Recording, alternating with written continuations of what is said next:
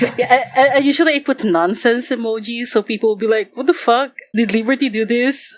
Or Nessie? It's like so funny. I worked so hard to match the emojis to every fucking room, and everybody was like, "They're shit." And now Nessie comes in and just shoves any which way emoji on there, and they're all just like, whatever. Like, I'm so upset. Okay, here we go. In 3, 2, 1. Ladies and gentlemen, you are now listening to RPG Maker Code.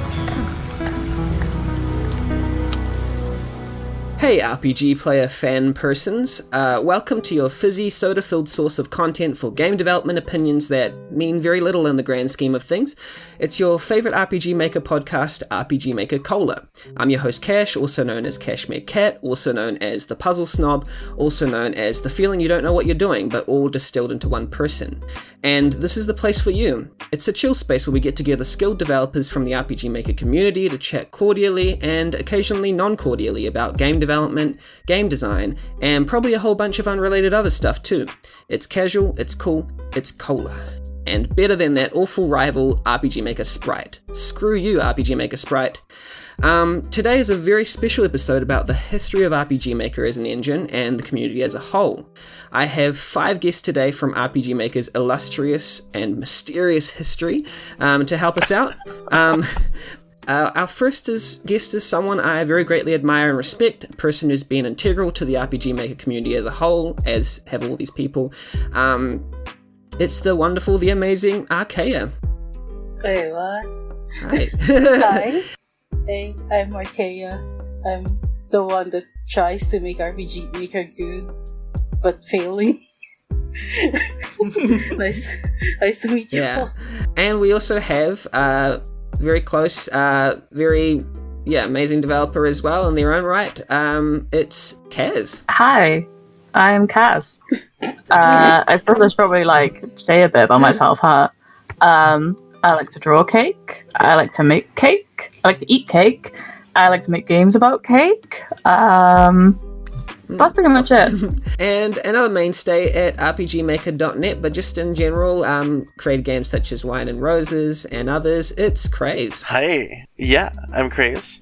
I am from New England, and I like to make sad games when I feel good about myself. Don't we all? Now we have the amazing RPG Maker CEO and Grand Dictator, it's Liberty. Hi, I'm Liberty. I'm from Australia. And if you don't know me, that's okay. I'm used to that. If you don't know any of these guests, you've been living under a rock, pretty much. So, get out from under that rock. Ocean is our next guest. I just spoiled it. Yeah, incredible developer and awesome person all around, food lover. It's Ocean. Yep, it's me, Ocean, the food monster extraordinaire. And I also like to make basically tropical games and stuff like that. From New York. Mm-hmm. Paradise Blue. He's lying about being a food monster. He's actually a pasta monster. Pasta is a food. Tropical games like Paradise Blue, amongst others. Pretty awesome games. Yeah, our first segment is called the Buzz Corner.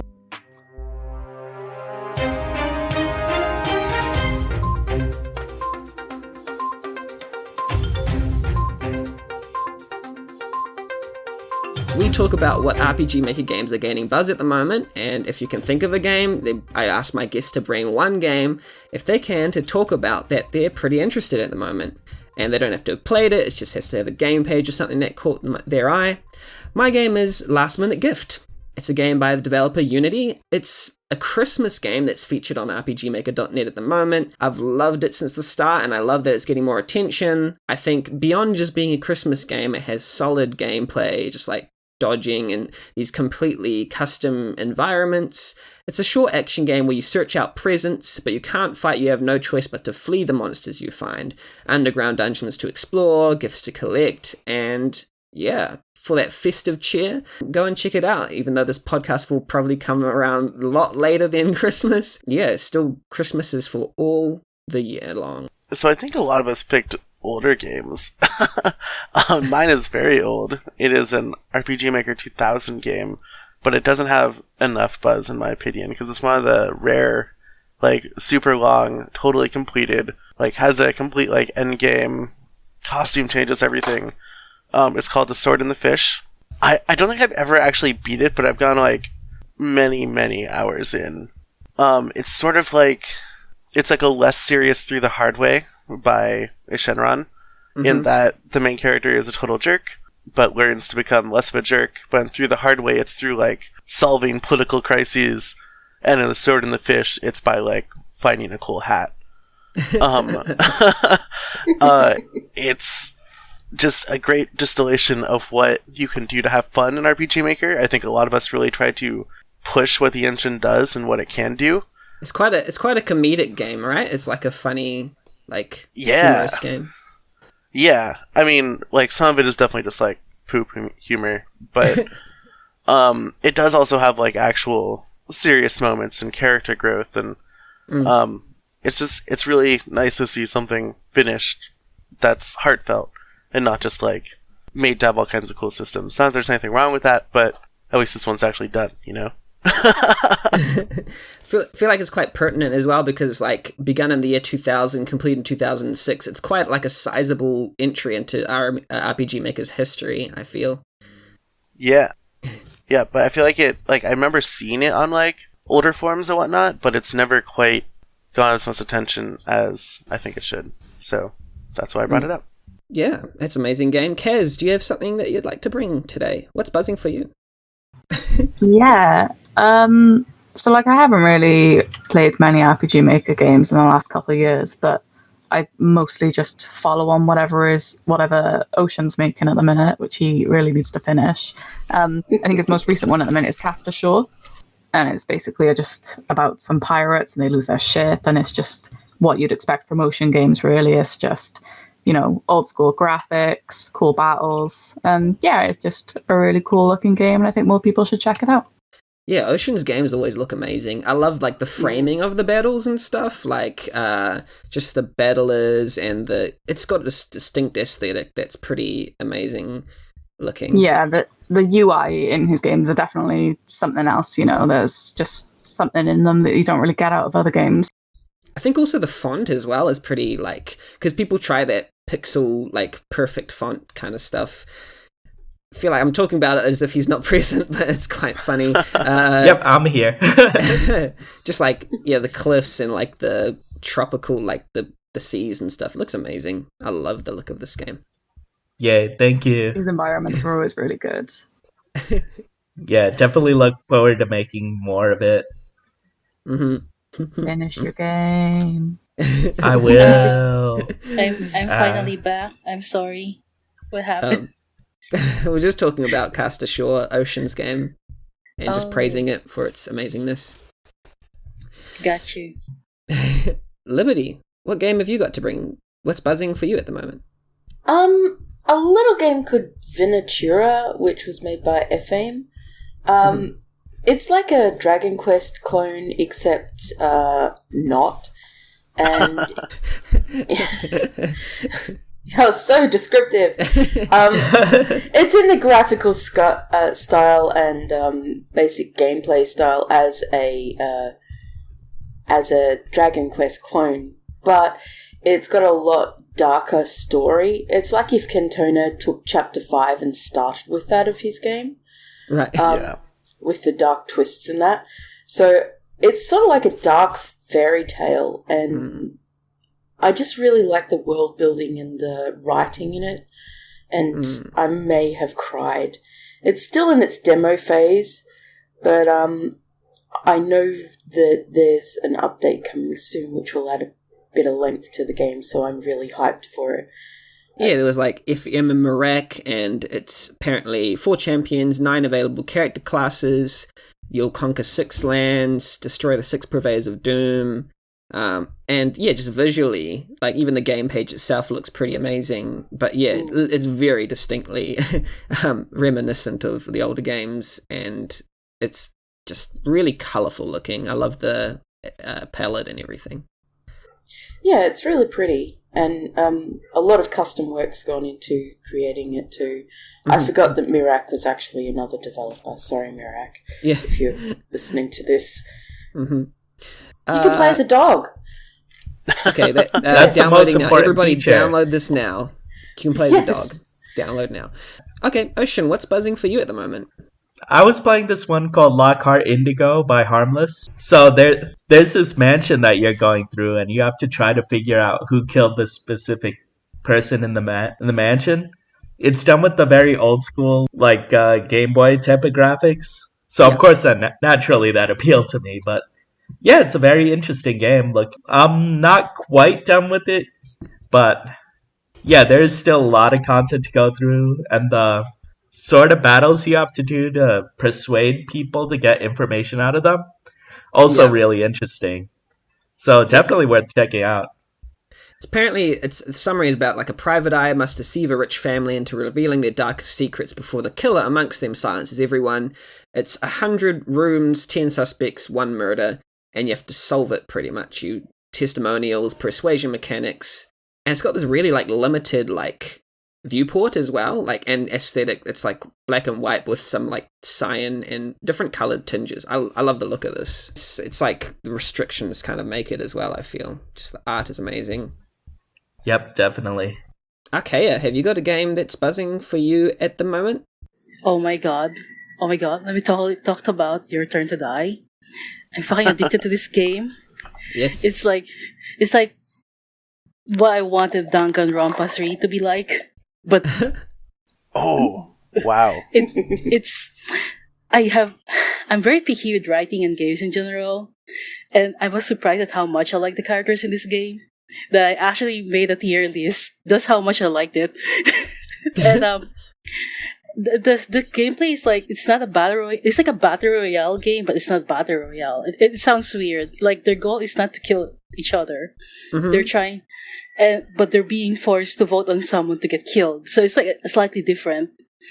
So, and then like it's like a debate class thing, but it's not stupid like Danganronpa. Like you know how Danganronpa is like, for the first trial you always talk about the murder weapon. If it's just like fucking obvious, and you're just like or like if it's the first suspect, you're just gonna be like, oh, that person is totally not a suspect. But in here it's like, they're trying to convince each other why they shouldn't be voted to get killed. Like, that's very interesting to me. Yeah, that's like, cool. And then there's this character that I'm fucking addicted to. I'm not gonna tell you which one, but once you see him, you're just like, this is what that other dude in Danganronpa 3 wanted to be like, but failed. That's how I feel about everything. Like, you're so mean to Danganronpa 3. Oh my god. I hate Danganronpa 3. I'm sorry. Aw, I really liked it. No, I feel bad now. You should play Your Turn to Die and then tell me that. Yeah, so it's like a negotiation game. It's made in MV, but it doesn't look like it. It looks like pretty it's 100% custom. Everything. Yeah, everything's customized. Some things even look like 3D looking cell shaded graphics type stuff, and I think it's like Commodore-ish kind of graphics, which is interesting. Right. Like the art style complements everything about the game, which actually surprised me. Yeah, and you can play it in browser as well, which is pretty nice. Yeah, I'm still waiting for episode 3. I'm dying. I was like, I can't believe my favorite game in this year is an RPG Maker game. I was like, I never thought I'll say that. It's like, yeah, it's weird. It's big praise.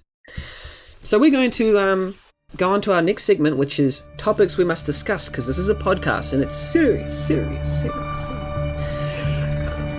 Not really.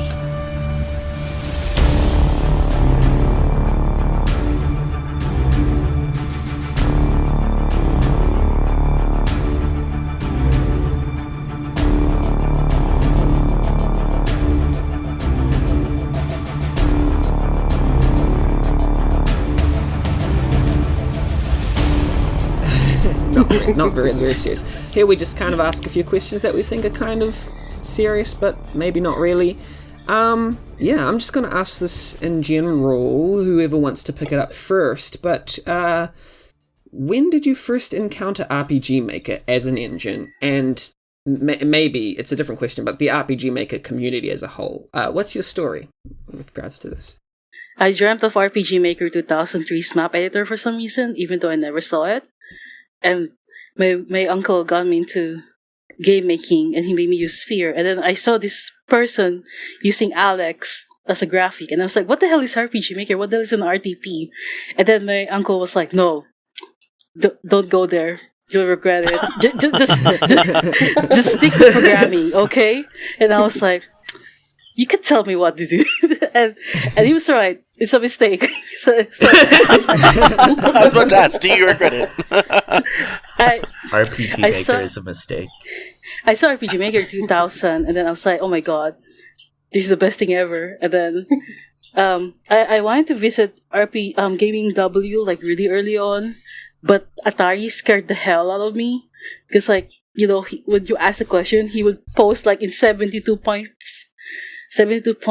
bright red, read the fucking hell file, and I was like, oh, okay.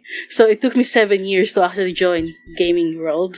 That's how much he scared me, and I was like, okay, I think I'm good at RPG Maker now.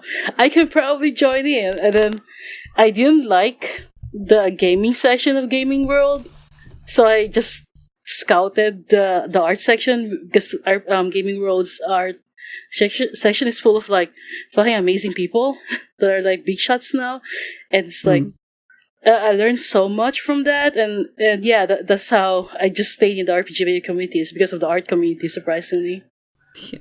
Yeah, they had a lot of talented artists there in GamingWorld. Yeah, Mr. Delicious, Woofy Cakes, or Coral, Mediv, Chainer. There's a lot of really good people. Sky. I met Sky and Ocean because of the art side, not the game dev side. For those who don't know, GamingWorld, despite not having RPG in the site name, it was a huge center for RPG Maker games started by an admin known as Bart. It quickly grew in popularity from 2000 onwards, and just became a hub for quite a few of these games. That was just for people who didn't know. Yeah. And I believe one of the past members also started itch.io as well. Yeah, Lifo was the site designer, and he started itch.io. Kez, how did you get into RPG Maker and the community as well? Well, I pretty much started RPG Maker when I was about 8 years old. I think my brother brought it to me one day, and then I was just addicted from then on. I didn't actually join any RPG Maker communities until I was about 16 or 17, so yeah, quite a long gap there. And yeah, I pretty much just joined RMN, and that was it. Oh, and I joined RMW later on then as well. But I've never really been like a huge figure on RMN or anything, mostly RMW. Yeah. RMN being RPGmaker.net and RMW being RPG Maker Web. I'm just clarifying terms for people. They should know, but for those who don't. I stole Cass. You did? Basically, Nessie just stole me one day, like I was about 18, and Nessie messaged me like, "Hey, come work for me," and I was like, "Oh, okay, great. That sounds really..." Spoiler alert, it wasn't fun. She likes it though. The torture.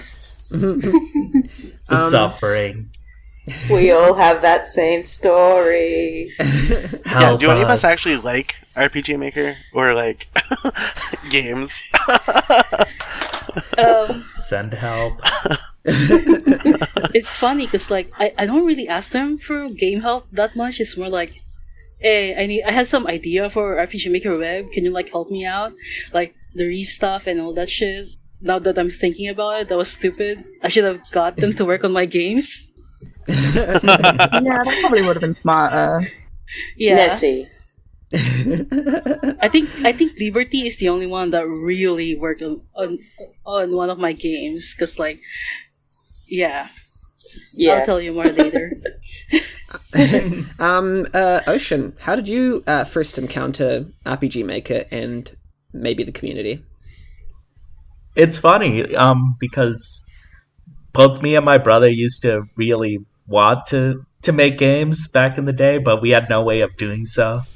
And like it was about like the year 2000. I was working at a public library, and my brother called me, and he was so happy, and he was telling me about this RPG Maker. I'm like, okay, I want to check it out when I get home. And it was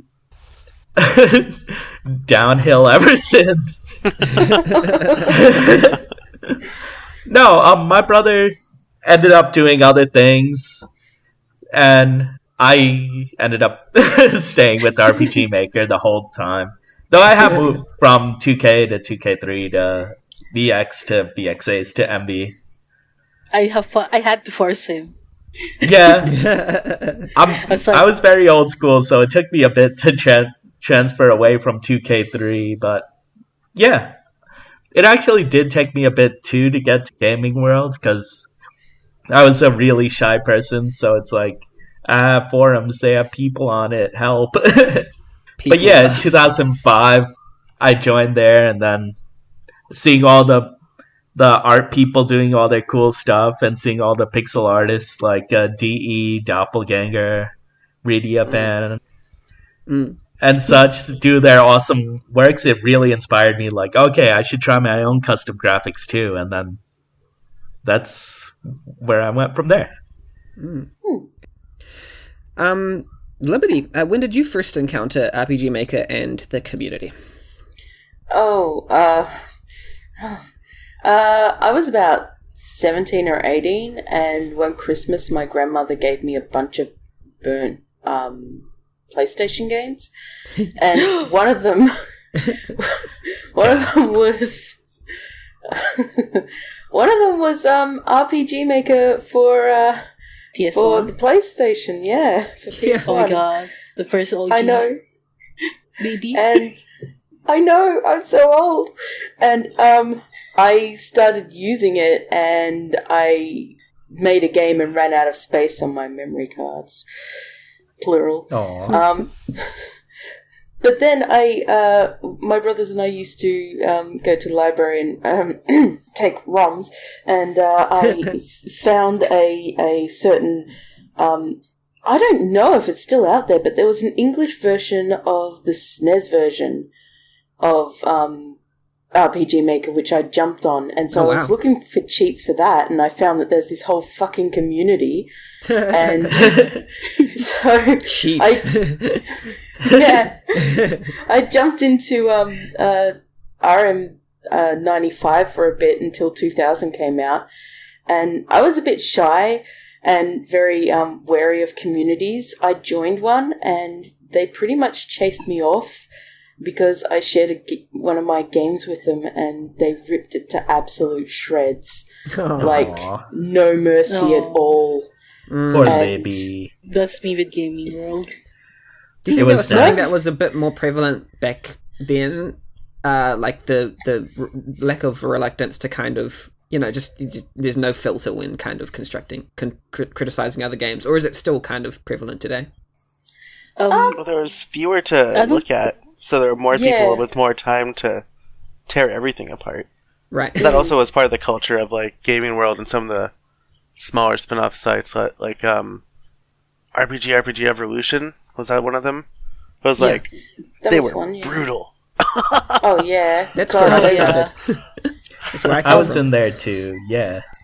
I think GamingWorld was really crazy about it because they don't give a shit. They just hate RPG Maker people so much because they don't like the attitude. Like, GamingWorld wanted to be like this indie game site like itch.io now, but they failed. They always keep getting only the RPG Maker audience, and it's like, I don't know why they wanted to kill it when it's the reason the site was alive in the first place.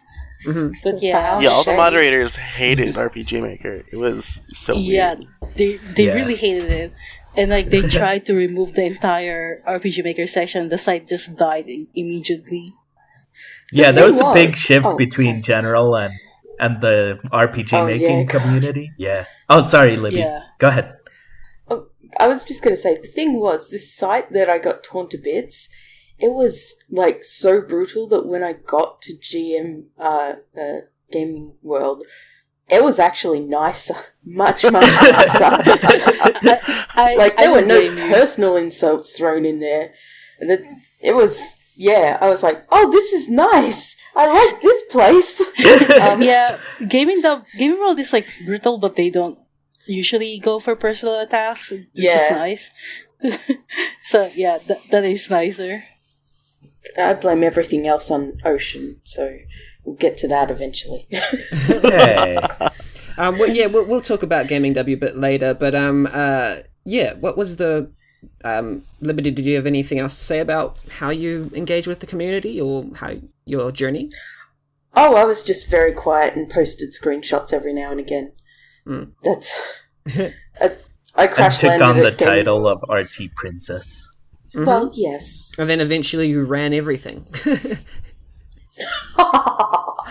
It's funny, how did we meet again? Like, I think Deki was like, oh, Liberty's a good mapper. Okay. Yeah.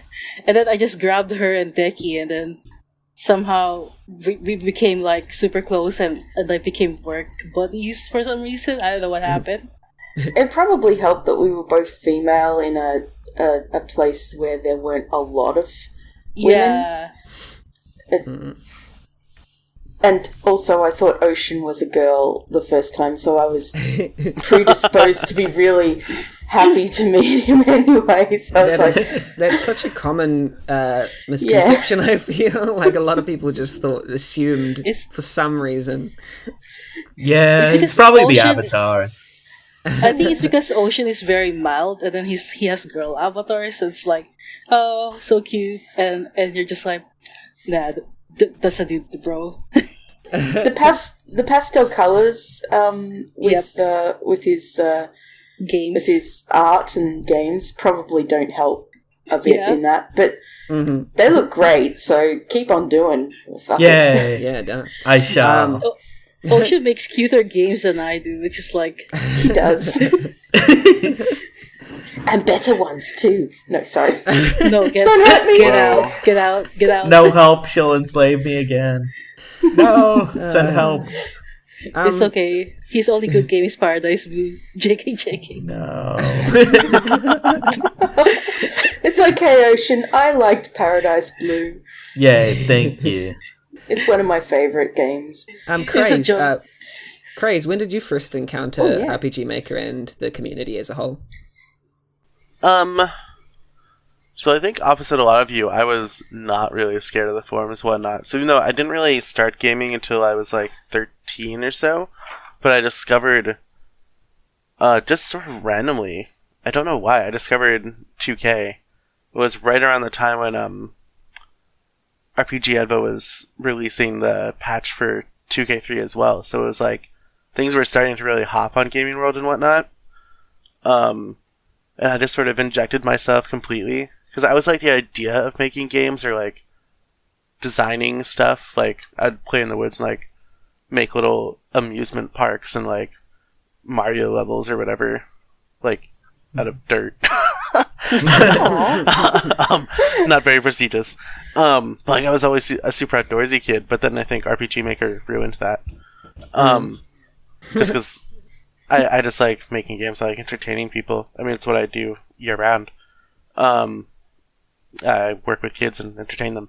So, it just sort of clicked. But because I wasn't as passive in the community, I think I did get sort of a lot more negative attention on the forums and whatnot, because I was very full of myself. My first interaction on RPGmaker.net, believe it or not, was an argument with you about something. I fully believe it.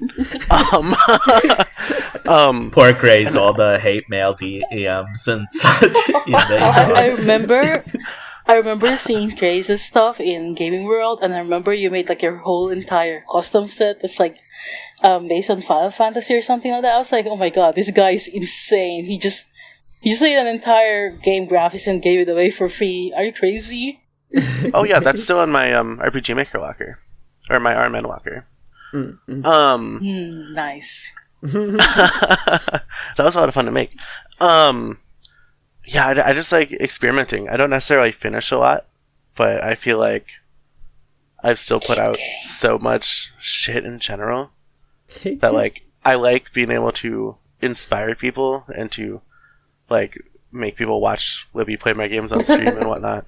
Like, however people interact with my games, it just makes me happy. It makes me want to keep doing more, even if I never like quite get to the point where I finish like a super polished game or get anything to the level of like the rest of the people in this call. It's like I just want to make people happy with games. That might not have actually answered the question at all. Oh yeah, I don't think I've told you that I submitted your game like to the RPG Maker devs. Which one is it? Wait, I'm trying to remember which one is it. It's the one where I made an edit where one looked like the guy in Attack on Titan. Which one is it again? Damn it! The guy, one who looks like the guy from Attack on Titan.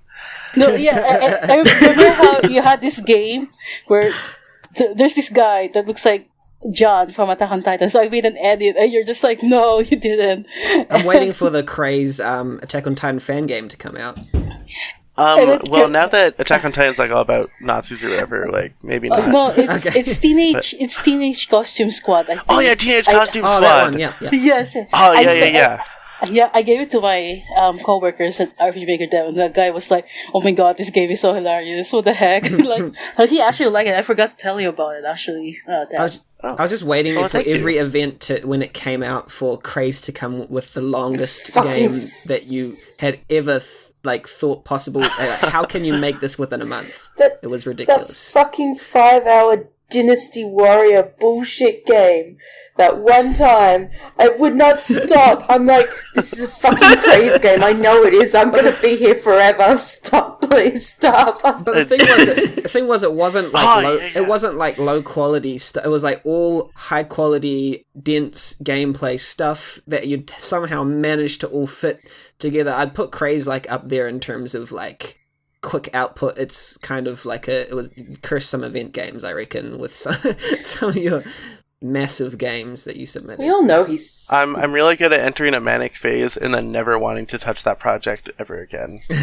So, but yeah, I think a lot of that is just that I'm very quick on my feet and able to adapt. Like, that's one of the first things I put on my resume.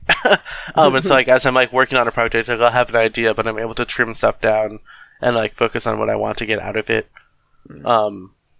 And just sort of, plus I like know how the engine works and whatnot, so the numbers and whatnot are easy. I can just pump it out. And I kind of wanted to give credit to all of you for the ways that, like, just kind of me being representative of a new person joining the RPG Maker community, how you made me feel at ease and welcome in this community. I mean, well, it was just in different ways, I guess. There was like, well, I guess with Craze it'll be the games like Wine and Roses, and I think Visions and Voices was the first game I played on this site.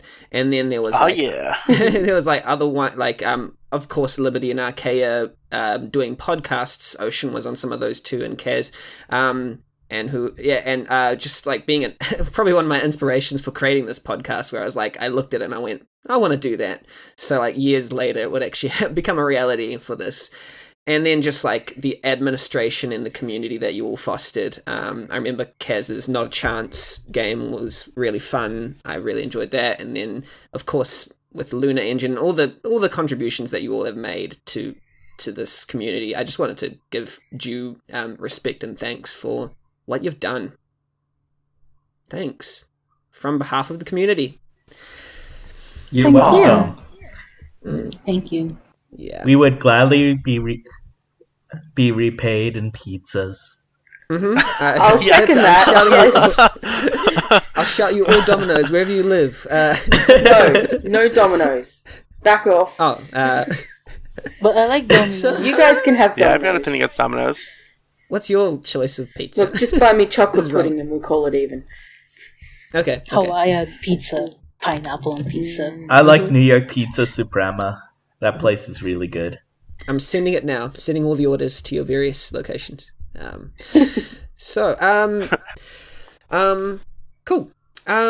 Thanks for that. I'm going to talk more about our topic now, the history of RPG Maker and RPGmaker.net and the surrounding communities. So let's strap in audiences.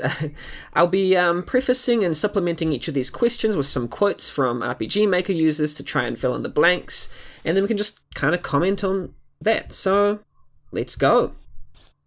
I'll give credit to Lord Blue Rouge, who posted an amazing topic on RMN. I have to give all credit to them, who's saying, I'm aware that a lot of members that are in RPG Maker community today, some even running RPGmaker.net, originally came from a site called GamingWorld, including, but not limited to, Kentona, Tau, Blind Mind, Nightblade, Hema, Pepsi Otaku, Kamefer, Matsui, UPRC, Aiton, Kazazui, Carius, Neok, J-Man, Skyfortress, etc.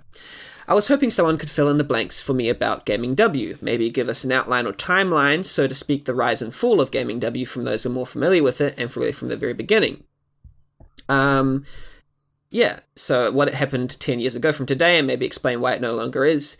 And I can't, and me, myself, I kind of want to explore the community surrounding it. So,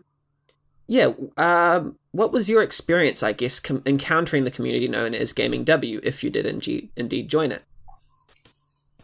I could start, I guess. Gaming World is like, I don't remember exactly when it started, but it's like, when you go to the front page of Gaming World, it has like, it's like RMM, but not RMM. It has like, it was also like multi-engine and stuff, and like, there are some really interesting tutorials in that site, to be honest, like RAC and RM2K3 and stuff like that, and they were pretty crazy. And I think when Gaming World started dying is when they wanted to revamp the front page. And they just had it down forever. And like they never finished it. And it's like part of the traffic of Gaming World is like going to the front page first and then joining the forums.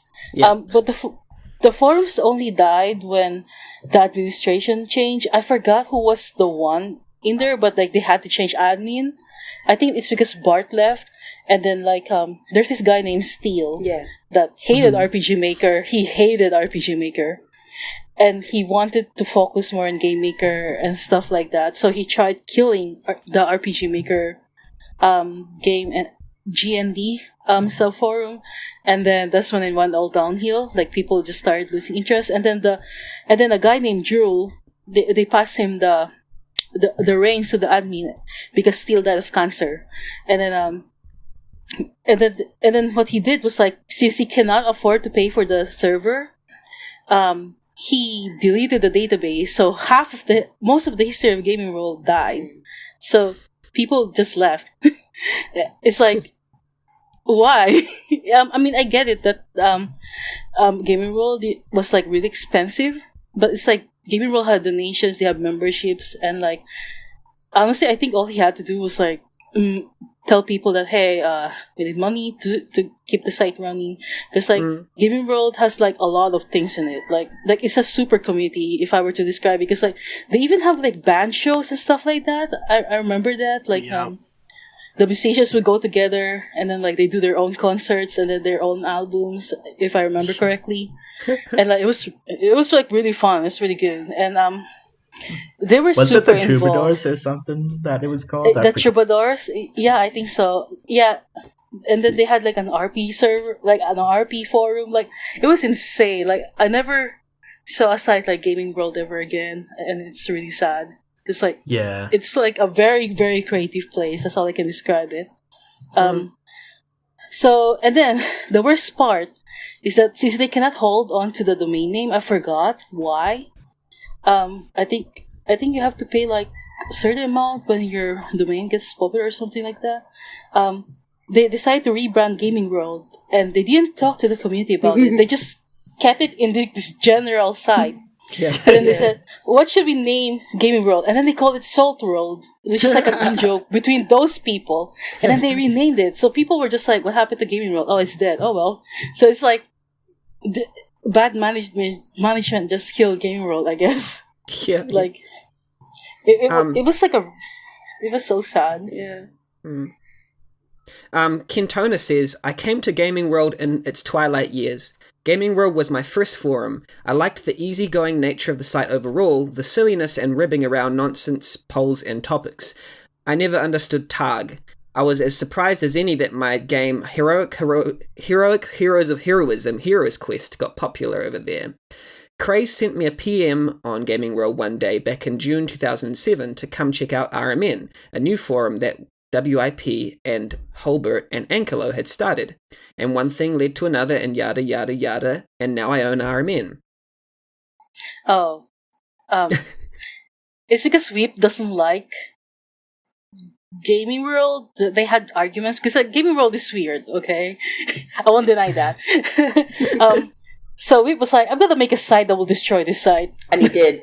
But in a way, he succeeded, but at the same time, GamingWorld is imploding on itself. So it's like, oh, well, at least we have a refugee, like a refuge place, I guess.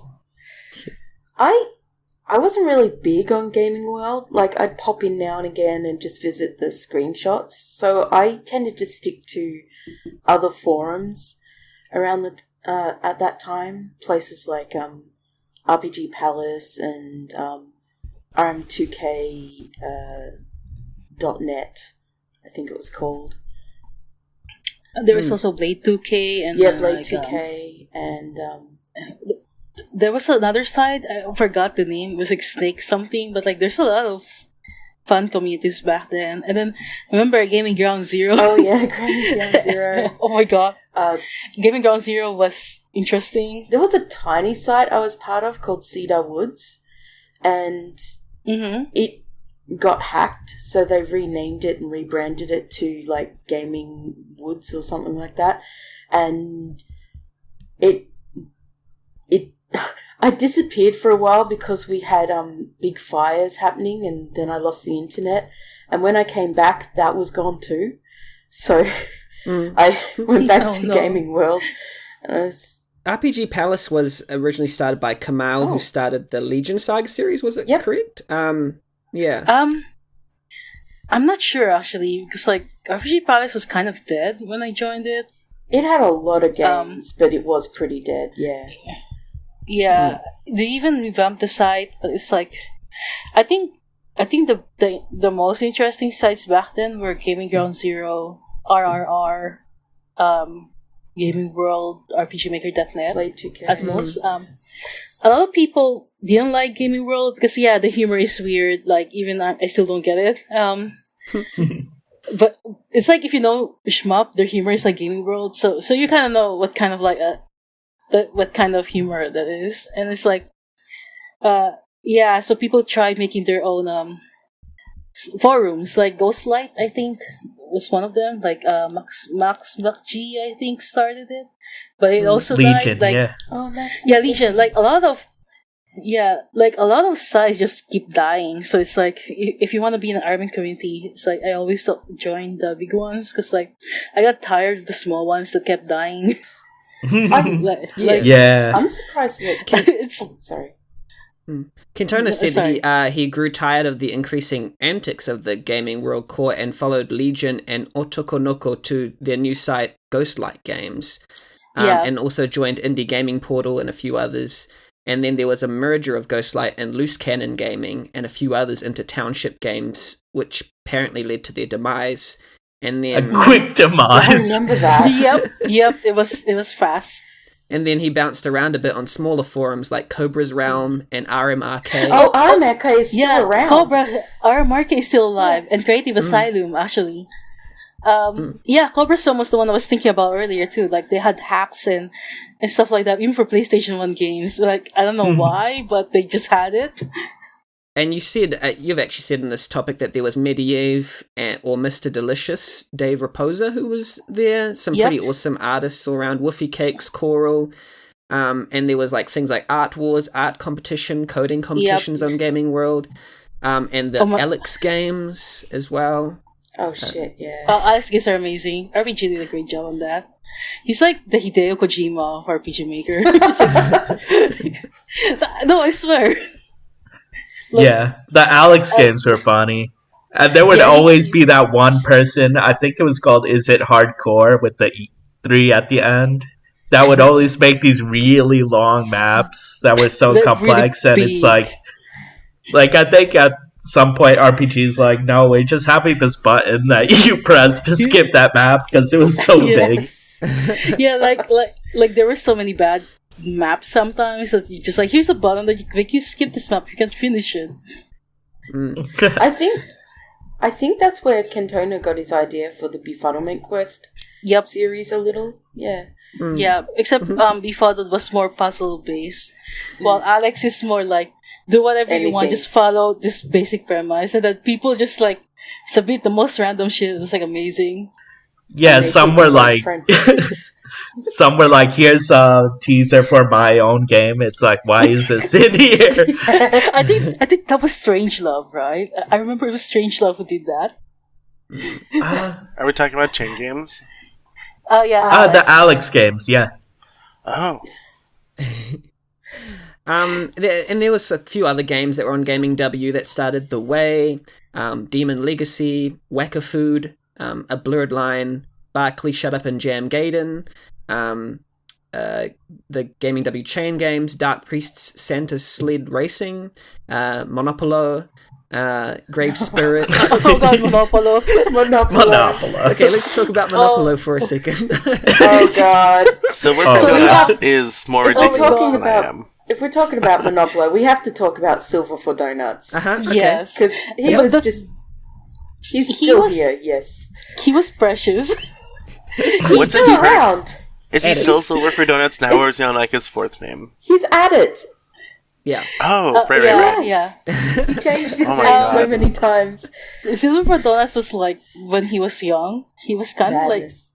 He was very pretentious, you know what I mean? Yes. Every single forum post was like bolded and italicized and colored, and then like he would kind of like consider himself like some UI god or something like that. Yeah. And, like, Monopolo is like this culmination of like his skill or something like that, and people got sick of him talking about Monopolo.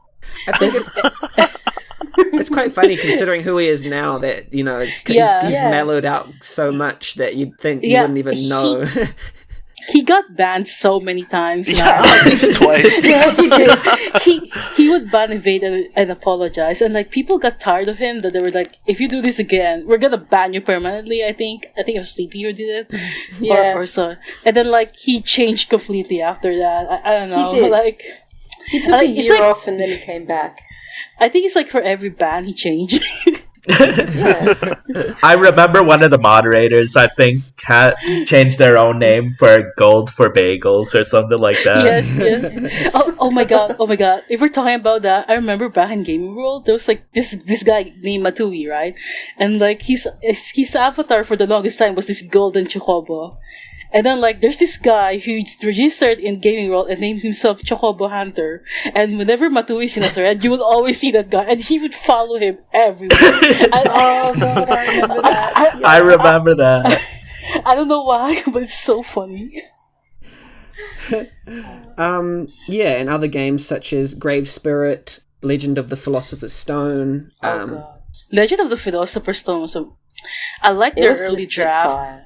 It was fine, but then they changed so much that I was like, I don't like this anymore. Yeah, they got addicted to systems. What Edit had to say about Monopolo. I won't go there. Wait, what? No, I was going to. But I was also talking about different users and stuff as well. I was going to say that there was also quite a dark side to GamingWorld, it seemed, that of a little bit of toxic culture and maybe a little bullying. Like there was stuff about was it Legion or Max McGee, as he's now known. Some things that there was a whole surrounding drama Iron about that, Gaia. And I think it's because they found that he plagiarized from a book. Like I think Brickroad found it. And like he presents some evidence. It's like really scary how close it is. And like three different games. Yeah. And he copied two of my games too. Oh wow, I didn't know that part. Yeah. I mean, we were all dumb before. I mean, that's expected. So yeah, but he was dumb and angry. Yeah, Legion I think mellowed out a lot compared before. But I like his game Backstage. Is like Silent Hill, but RPG Maker. Yeah, some of his games were like randomly like super good, and some of them were just like, "Oh my god, Craze had this idea. I need to copy it right now." Yeah, but the whole. Oh, Sorry, go on. Yep, no, you go on. Yep. Yeah, the whole controversy was with like Archeia too, because he put like silhouettes of the characters. He would like hold on for a while until a next update and put another silhouette with like lyrics. I think from what was it called? Coheed and Cambria, I think. Oh my god, he was obsessed with Coheed and Cambria. Right.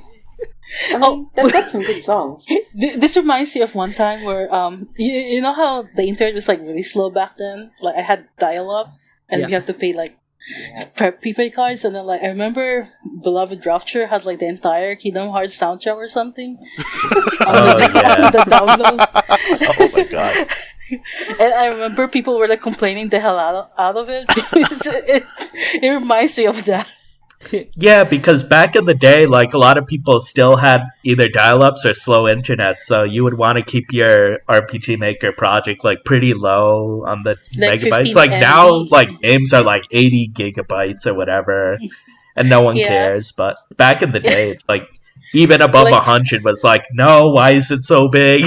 Yes. Did you put a copy of a Friends episode in there or whatever? Yeah. Yeah. Yeah. That quote. And how about like post gaming world? Once that was done, there was like the insurgents. No, like the surgents, the rising of like RPGmaker.net, RPG Maker Web, and so on. How do you feel like the community has kind of Well, progressed RPG since Maker then? Net existed for like years and years alongside Gaming World, especially back they when were IRC was a rivals. thing. I don't know if we consider ourselves rivals. That's how it's described, okay? That's how it's described. That's how Gaming World saw it. Yeah, I mean, yeah. Well, back then it's more like there were site wars for some reason. Yeah. Like there's Gaming World, there's RPGmaker.net, there's RPGmakerVX.net, and then there's RRR, and then there's HB Games. Like, so it's like What was the HB... one? Kara's or whatever? Kara's project? Oh my yeah, God. Cars Project. God. Oh god, Cars Project was like... I always say this, that Cars Project single-handedly made me half blind, because like their site layout is so their site colors is so bad that I was like, I It was actually like complained blood red. to the admin, like, why do you have neon blue on black? Like, why are you doing this to us? Like, and I told him like, you killed my eyes, and he was like, what the fuck, this overreacting bitch? And I'm like, no, I'm serious.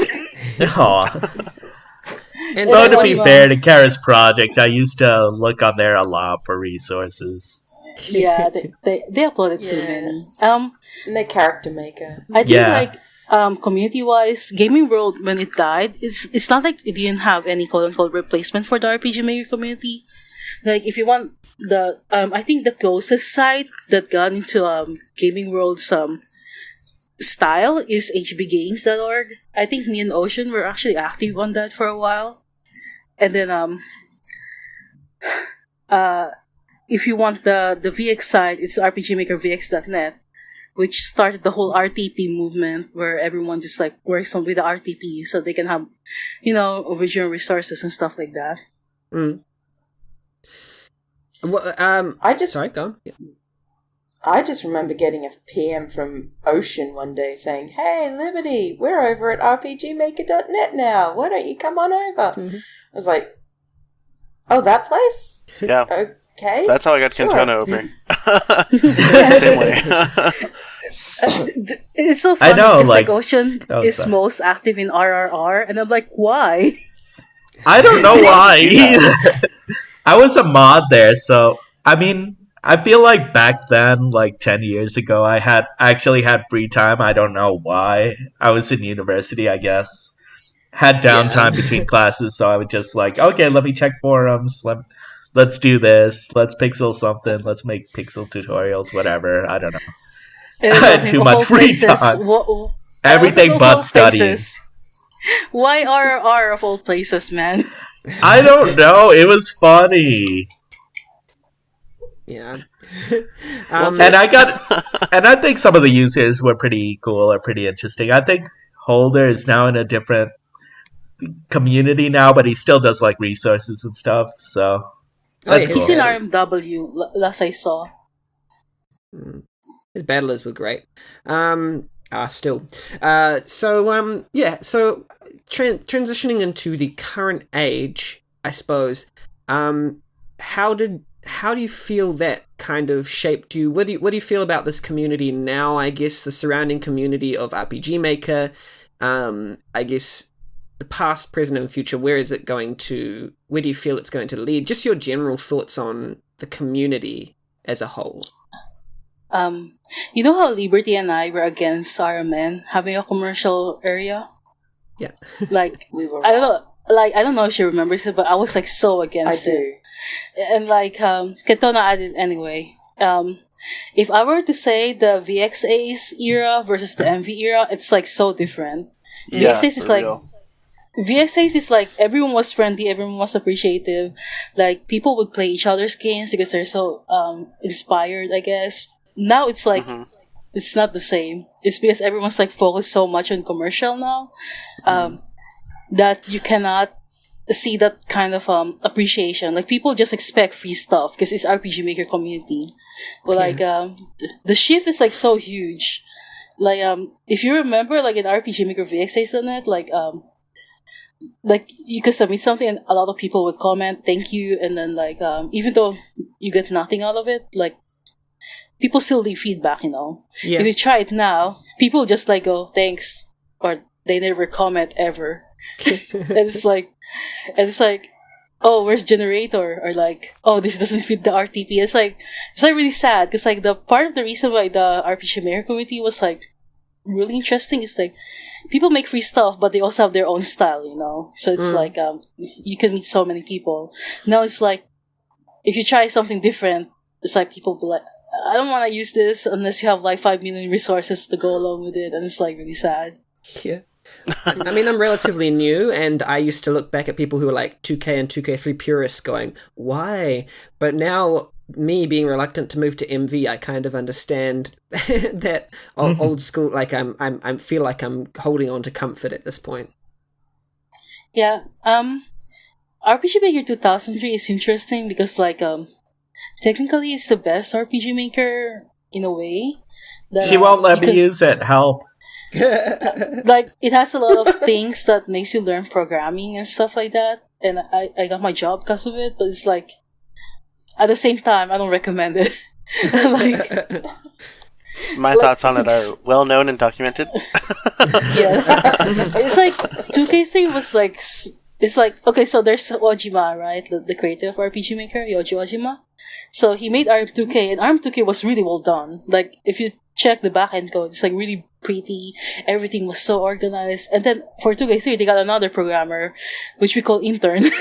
It's like he saw the code. It's so pretty, right? And he was like, "Fuck this shit!" And then, like he just trashed it. And then like apparently the reason why they don't want to make RPG Maker 2003 anymore is like it's so buggy that their tech support was always like crazy.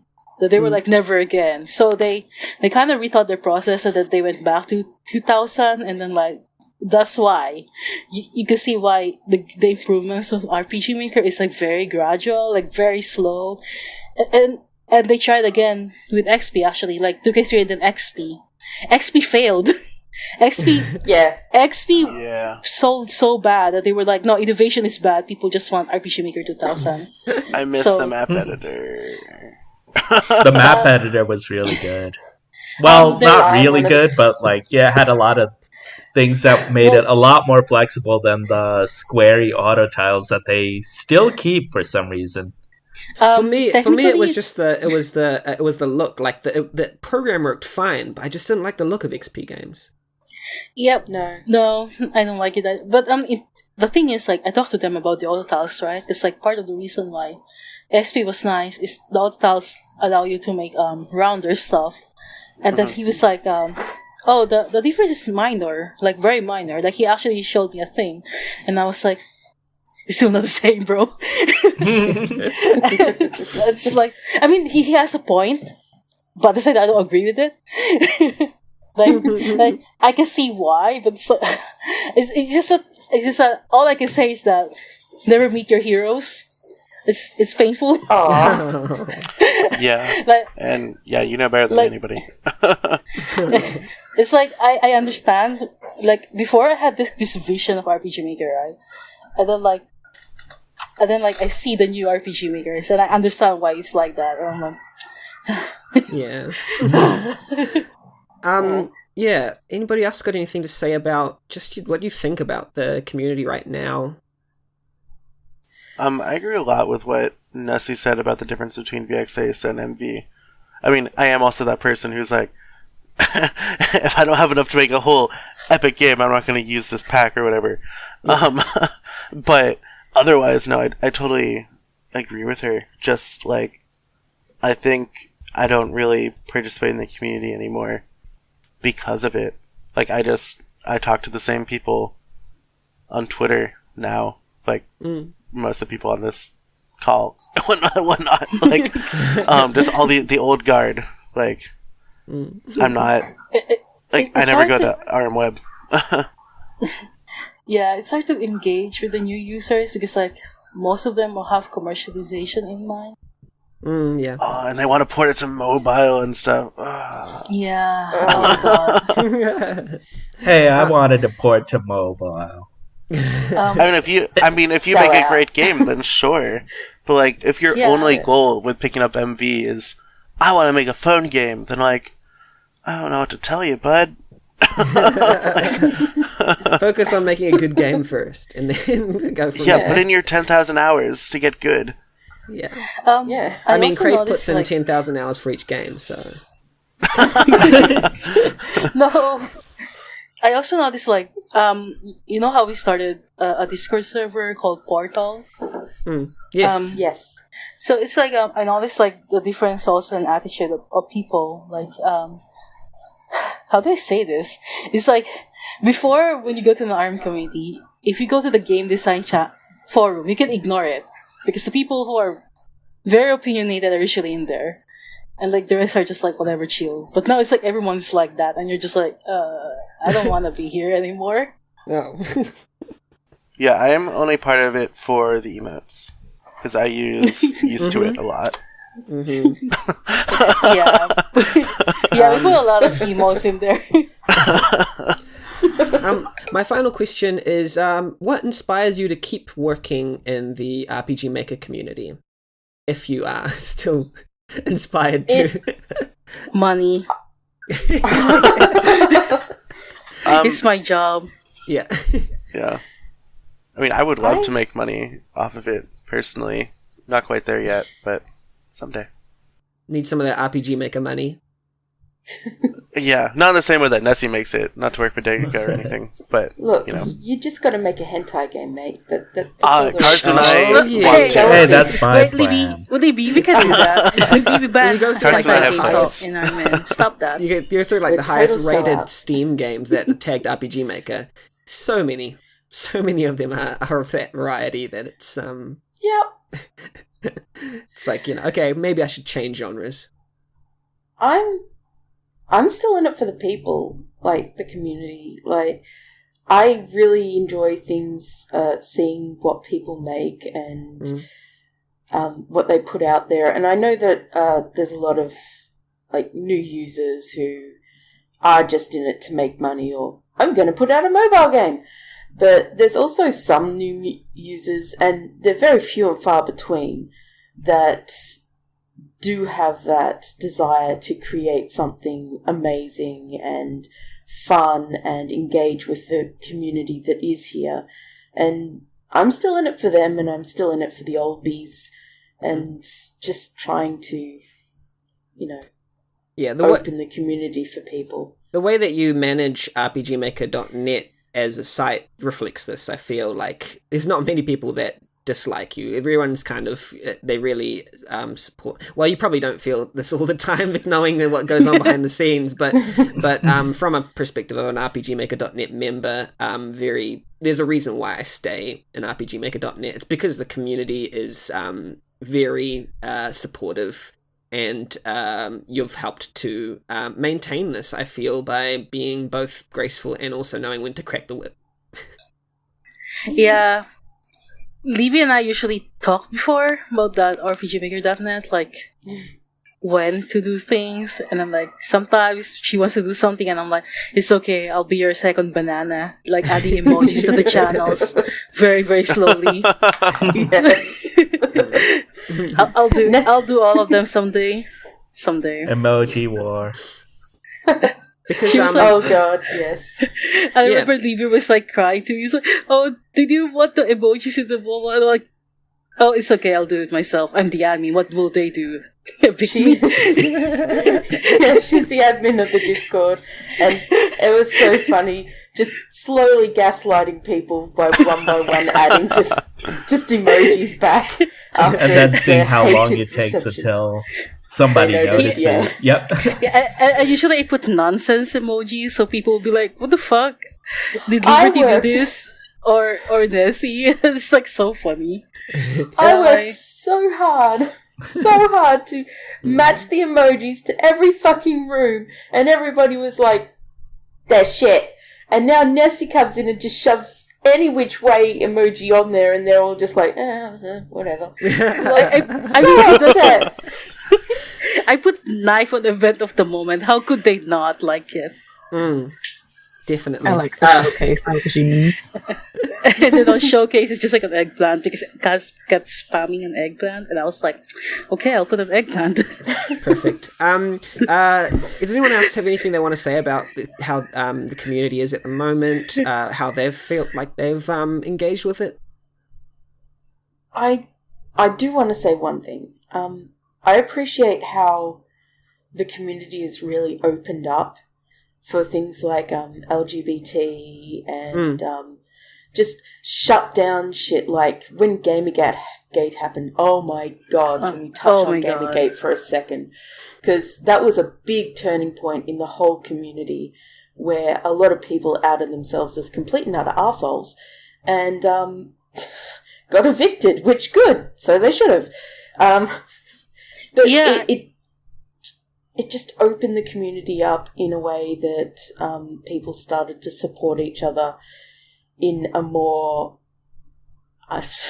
open way, like, and realize people are different. We're all just making games together.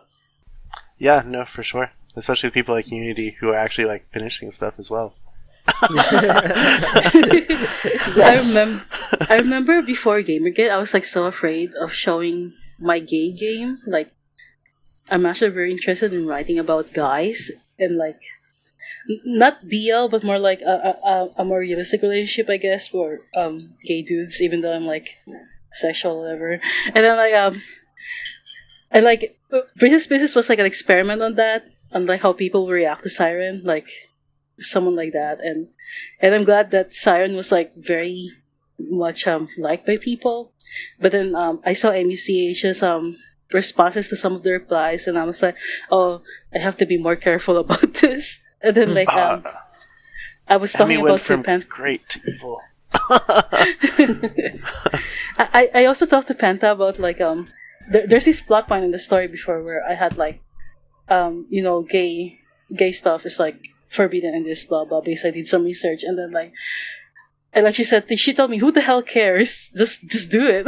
And I'm like I'm like it's like, I feel like before it's like so scary to just tackle LGBT unless it's like lesbian, like it's like the same way in I was in a writing community where lesbian is fine, but the moment you write gay guys, it's like people just go crazy on you, and I'm scared. Yeah. Yeah. So it's like Armin now is like, I feel like I don't have the same vibe anymore. Like I could just like maybe I could just like put some BL there just for kicks, and people will probably be okay with it. Yeah, I feel a lot more positive about that in general.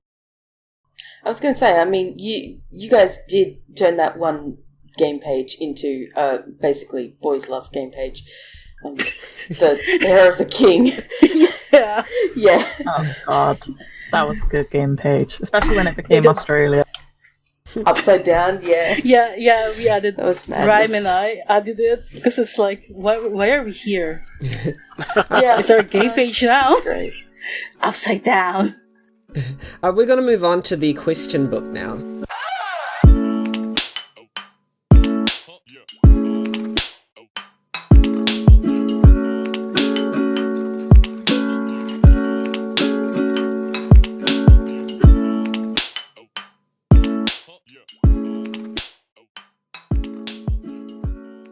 So our next segment is a segment where we RPG Maker community users ask questions related to game development and design that we probably don't know the answers to, but we'll try. But actually these questions are probably more related to community and so on because of the theme that we have. Specifically for this group, we have a question by Suze, and the question is, where did you hide the bodies? So I volunteered to answer this question. Mm-hmm. Yep. And all I will say is that you will never know. It's in a tunnel under a Pizza Hut. No. I think that's just a decoy. So you've just kind of outed yourself as deceiving right now. We won't tell you. We won't tell you where we hid Decky. So stop asking. Oh dear. We didn't hide him, Nessie. We didn't hide him. It's a very nice Mac and Blue graveyard that you hid him under. He is most definitely still alive. We didn't prop him up weekend at Bernie style. I can hear the sarcasm in your voice. No, yeah. He's. I believe he's just listening into this podcast. He's not mic'd up at the moment, but he's still here. No bodies. In spirit. Nobody's found, so out of sight, out of mind. Tungaman Yu asks, have you ever felt like quitting RPG Maker or game development in general? Yes. I like how Nessie and Ocean both immediately signed themselves up to answer this question. All I'll say is that it's complicated, but I did consider it, like, since MV came out, like, after some stuff happened, I was like, I don't have any faith anymore, and I wanted to quit. But the only reason I stayed is because I had commitments. Like, RPG Maker or game development? RPG Maker in general. Like, I was supposed to quit after VXAs and move to Unity or Unreal. Right. But Omori happened. And I'll leave it at that. Yeah. For me, it was actually in university where I was like, okay, I really should quit RPG making and like focus on my studies, focus on that. 'Cause I feel like that's been taking a lot of my time there, as mentioned before, with the forums, designing games, pixeling, doing all these things. And sadly, I did lose a bit of old games I had there because I was just like, okay, let me just delete these things and not worry about it. Didn't take too long for me to go back and be like, okay, that was a mistake. I want to go back to RPG Maker. So, yeah, like I always felt like sometimes like I'll be like, okay, maybe I need to move on to a different engine or a different thing, but I don't know. Right now, I still like RPG Maker, so. Yeah. It's like a drug. You can't quit. I gave considerable thought to quitting sometime this year. Instead, I took a long break, and I went and hid out on a horse farm for a while without any internet. And I decided no, I couldn't do it. I couldn't give it up because I just love the community and making games, even if I never finish them. Y'all nearly lost me just to making maps for people commercially, but I didn't end up doing that. I didn't know what that was about. I was a bit burnt out, yeah. Oh. Yeah, I remember there was a time like you were like really sad and talked to me about it, and like you were like, "Oh, I'm gonna take a break," and I wasn't really sure the context of that, but I remember like you were like in a dark place, and I was like, okay, Yeah. Yeah. I feel that happens, like, at least if you've been using RPG Maker for a while, like, you will burn out, and it is totally alright to just take a break, recharge, go experience things, then come back with the new and then fresh a new RPG perspective. Maker comes out, and then we just go, "Oh my god, new RPG Maker, gonna try." A lot of new people don't realize how much work goes into making a game, even with RPG Maker. So I've seen a lot of them just go, "I'm going to make a game!" And then 2 weeks later, "I made a game and it's getting really bad reviews, so I'm going to quit now." And it's like, oh, okay. Well, I'm sure the games are better than the ones on Steam. So. Wow! Okay. Here's another question by Tail. What are your favorite RPG Maker versions or series? What is your first RPG Maker engine? Yeah, mine was PlayStation 1, and then 2000, 2003. And then, my favorite is VX Ace. Yeah. Yeah. My favorite was 2K3. I always felt like it felt simple enough for me to not have to worry about, oh no, I should script this, or I need a plugin for that, or whatever. It's just do what you can with the engine, and that's all you can do. And then Nessie yelled at me. You're a masochist, that's why. No, 2K3 was, well, it was nice to use, but yeah. You totally miss the features of MB once you go back to 2K3, and they're like, why can't I do this? Why can't I do this? Why can't I do this? Why is my variable, but why is the last variable I click not the one it's returning to? Why do I have to start from round 1 every single time? Why is the event command so messed up? And why is the ROM gone? I was fully VX Ace. Like, seemed cleanest to me, in terms of presentation. It was the best one, because like it actually innovated after like XP, and then the downgrade that was VX, but VX was still cool in its own right. Okay. Yeah. I kind of liked VX. Like, I skipped VX the is fun. XP entirely, and I went back to VX, and I made a few games on it. Mm-hmm. I How remember about you, the Kaz? hatred for VX as soon as it came out. And then VX Ace seemed to fix so much of it, but a lot of people were so annoyed at VX. I just remember that. Yeah, No, well, it VX was a big toy, shift from XP, yeah. But like, VX was super popular. Was it? Yeah, Oh, that's why there's RPG Maker VX.net. It was like the biggest RM site. okay. I might have been wrong. I thought there was just a bunch of backlash for it, but there was. I think it fixed was in- probably easier to get into than XP. Like Yep. XP tried to break some of the Dragon Quest norms, had like weird stats and like a bunch of sort of clashing graphic styles within its RTP and stuff. It was just sort of odd. Like, I didn't mind it, but I feel like if you wanted to make a serious project or a commercial project, you would have used XP over VX. But then VX Ace came out and saved us all. VX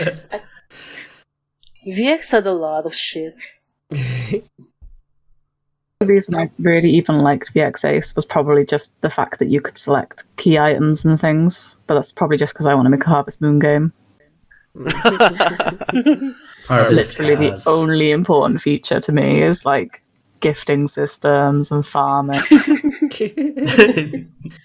Harvest Moon fans. Darkin asks, what's the feeling after finishing development on a game?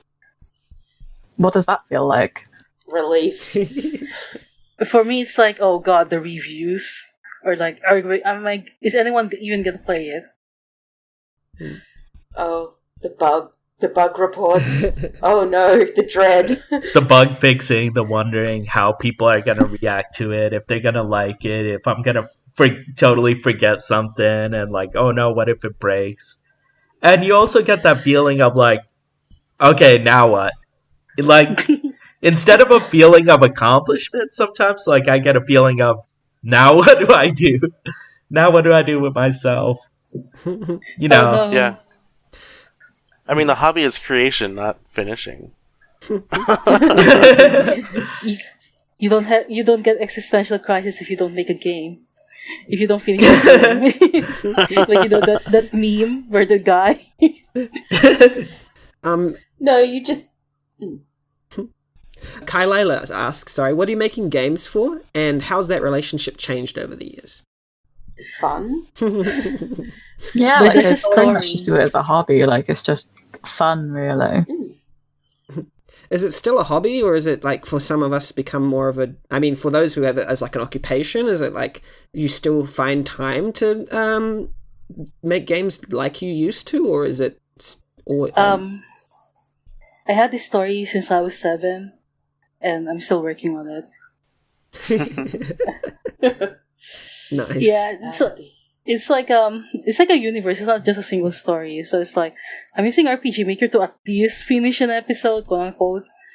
So yeah, I guess that's the only reason why I'm still working on it. I guess.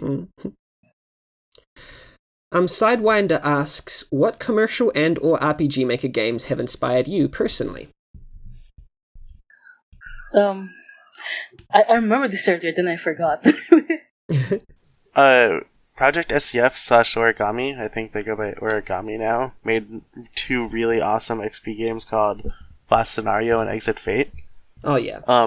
That I think are super inspiring because 1, they're finished, and 2, they're really good. So that's just, it's really cool to see someone actually getting something, both with actual like some custom art done and finished and complete and good. Like, I could maybe do that someday. Oh, I remember now. There's this Japanese doujin group called Alphanauts. I was the biggest fan of their games, like, since 2007. And one of their games, Sacred Tier Zero, actually went to Steam. And, like, those are the games that I actually like, and Helen's Mysterious Castle. Like, the Japanese indie scene for RPG Maker is crazy. Like, I cannot even describe it. Like, Smash in RM2K, what? And then Gunbound, why? It's like when you enter the Japanese scene, it's like, where am I? What is this? and it's interesting because it's also like in 2K3 area where you see all those amazing shit, and XP and VX to some extent. And then when it came to MV, it's like their games are so different from us that you're just like, how are the Japanese doing this? Like, yeah, I don't even know what to tell you, man. Have always been amazing. Yeah. Now, is it about like commercial RPG Maker games, or is it like commercial games in general? Like, say, if I were to mention Legend of Mana or whatever. Yeah, you can talk about that. It's what commercial games and or RPG Maker games. Yeah, because the Mana series in particular, like, I guess you mentioned like my pastel style or whatever, but the Mana series is what really like inspired me to do that, and like those had a big influence, particularly like Trials of Mana, which was called Seiken Densetsu 3, and Sword of Mana, just graphically, like those games really inspired like what I've been making and what I do. Kep asks, Final Fantasy versus Dragon Quest. Discuss. Final Fantasy. Final Fantasy. I don't think I've ever played a Dragon Quest game. Like, I know I'm going to get lynched for that, but I really haven't. Oh, sorry. You're wait. You're missing You're banned out from the podcast now. Sorry. Okay, so Kaz, I'm going to hire you to make a Dragon Quest game with me. Oh boy. No, go ahead. No, I was gonna say, I thought it was like a discussion, but I didn't think that it was a preference. But if it's a preference thing, that's hard, because I like both. Yeah, same. As I've gotten I think older, they- I've found I like Dragon Quest a lot more because it's just like it's a calm fairy tale, just like drifting. Final Fantasy is more story Story. driven and character driven. Yep. And but Dragon Quest has more gameplay drive, although they've got some pretty great stories throughout the series too, So and characters. Final Fantasy copies Dragon Quest in a way, especially their plots for a while. And what I like about Final Fantasy is a character-driven game, like power of friendship. Like the companionship part is really fun. But Dragon Quest is like a special kind of different. Like my favorite was like Dragon Warrior 3, which is like Yeah. I don't want to spoil it, but it's like the ending really got to me, man. It was like you feel like you were all in this journey alone for the longest time, and then the ultimate sacrifice at the end, and you're just like, okay. It's like Yeah. I feel like Dragon Quest is more like a solo endeavor, where you're just like this loner hero, and then like your party members are just like puppets or whatever. Like they don't have souls, but it's like when you get to It gets Final Fantasy, it's like I feel like I have people with me, but with Dragon Quest, it's like okay, this is self-insert. The main character is always mute and stuff like that. Also, Yeah. Sylvando is amazing. Yeah, 8 and 11 for Dragon Quest really push the characters a lot more and whatnot. I agree with Sylvando. I'll agree with 11. Katana Hiroshi asks, if you encounter a problem, how do you solve it? Trial and error. Just throw things at it until it like breaks, you know?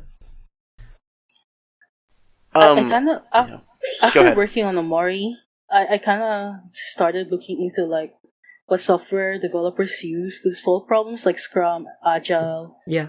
Kanban, Waterfall, and stuff like that. And I kind of started implementing that to my workflow itself, especially when trying to solve problems, because like it's a lot more digestible and it makes the entire process of game making, doable for me. Because our games is like 20 hours long. Do you use like a Trello or like some sort of like Kanban board that you guys do for like to do and progress tasks and all that kind of? I used to use Trello, but then after a while it got annoying, so I started using GitHub personally. Okay. It's like I do some stuff with GitHub, but in Omori, for some reason we're in Excel sheets. we're totally Japanese style on it, and it's like stuck in the 90s, I guess. Yeah, I mean it's effective, but it's like sometimes you just want things automatic, you know. Yeah. And I feel like sometimes, like, you gotta not be so stubborn and keep to one idea. Like, sometimes you can change it around to be simpler, work around it. Things like that. Like, okay, maybe you can't do this really fancy menu or whatever, but there's this other approach that you can do that would work just as well or almost as well. Another thing that I notice, like every morning, I feel like it's something I wish that more people that I join team projects do. Is like having a meeting before starting work. Yeah, So- every morning, Yeah. Yeah, but most people don't do that, or they don't even have a plan. So I just end up quitting those projects because it's like I'll never finish it with those kind of projects, to be honest. Yeah, like in a team game, if you don't have the right structures in place, then you're just going... A team for anything, it usually falls apart if you don't have the right things. It kind of depends, because like there's two kinds, right? There's working for, and there's working with. Right, I tried working with, it just doesn't work, because like everyone has to have the same passion. But if it's working for, it's like it's easier. You just delegate a task, they give it to you, and then you're done. You don't have to worry about them ever again. Yeah.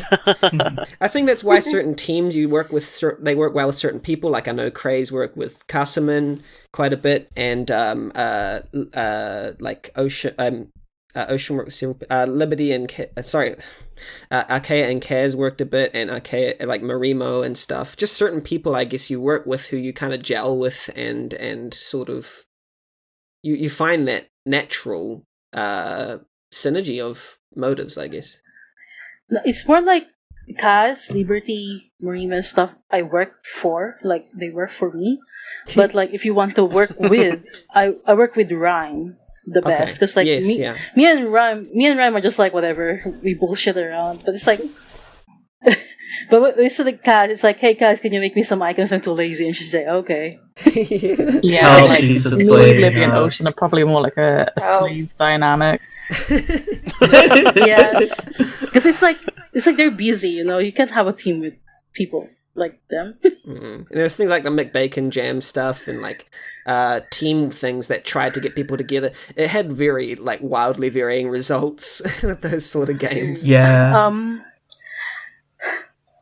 I had like two different experiences with that. Like the first McBacon Jam, we were all like, I mean, except kind of me, but I still wanted to do the idea of mechs, and the other team members are like, since two of them, well, actually all three of them were like are like my longtime friends. So it's like we were able to work together easily. Like we got together well on the subject of mechs, and everybody like knew what we had to do and how to pull it together. I'm surprised we made Ruined Frontier in like 2 weeks. Like I'm amazed that even happened. But the other McBacon Jam, I felt like I didn't really want to do like all the work. I wanted to more be like a guiding, like oh, I'll help, I'll give suggestions, or I'll see how we can put this together. But it didn't really happen. Like I guess somebody disappeared. The other two never really figured out what they wanted to do concretely, so it just kind of fizzled out. Yeah. And it's not to say that it's bad people or whatever. It's more like sometimes the time doesn't work, or sometimes the teams don't work right, or whatever. Many different circumstances. I think it's also like because the team members you got have like very different tastes on what they want in their games, so it's like it didn't work out too much. Yeah, like, that could happen, definitely. Yeah, mine did well, but except for one artist that kind of like died, and I was like, okay, I still want to finish that game, but it's like, is it? And then you buried the body. So no, it was Shattered. Oh, okay. Yes, yeah. Shattered was great, but it's like the graphics, like Pizza was supposed to be our artist, but kind of like fizzled out because like I wanted the Satoshi Kon style of game because it's like I thought since we're a very creative team that would fit more with our interests, but like one guy was like, oh, I wasn't feeling it. I was like, oh, okay. If Floris's was like way different. It's more like the engine's limitation got to us that I had to shelf the project. Yeah, it did seem like something like totally left field for the engine. Yeah, making a visual novel engine in RPG Maker is a mistake. Horrorbox asks, as someone trying to balance their life and creating their game, do you think that taking a huge break can impede your progress? No. I feel like that could actually help, rather. Yeah. You may want to document like what you've been doing and what you're up to, so you don't try to rework the whole entire game. But the break is definitely helpful. You don't want to burn yourself out too much. And I will say that. I also think. Sorry, Libby. Sorry, Libby. Go. I was just going to say, if the break is making another game, that can quickly spiral out of control. Yeah. Okay, I'm going to take a break from making games by making a game. A game. And then after that one, I'll take a break from this game by making another game. And then from this game, from making... That's how I end up with like 100 different games in like various folders that need finishing one day. Yeah. I think... What? Sorry, guys. Oh, I was just saying, like, I think we've all been in that position. Yeah. Funny thing though, like Paradise Blue was actually like I'm taking a break from my other project, and it ended up being the main project, and the other one just got shelved. It's better. Yay! Things happen in mysterious ways.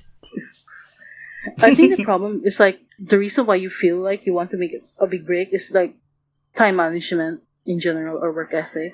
Like, if you make a game 1 hour a day, that's still making progress than none at all. So it's like, some people would like rather make a game in 13 hours straight, and you're just like, no, don't do that.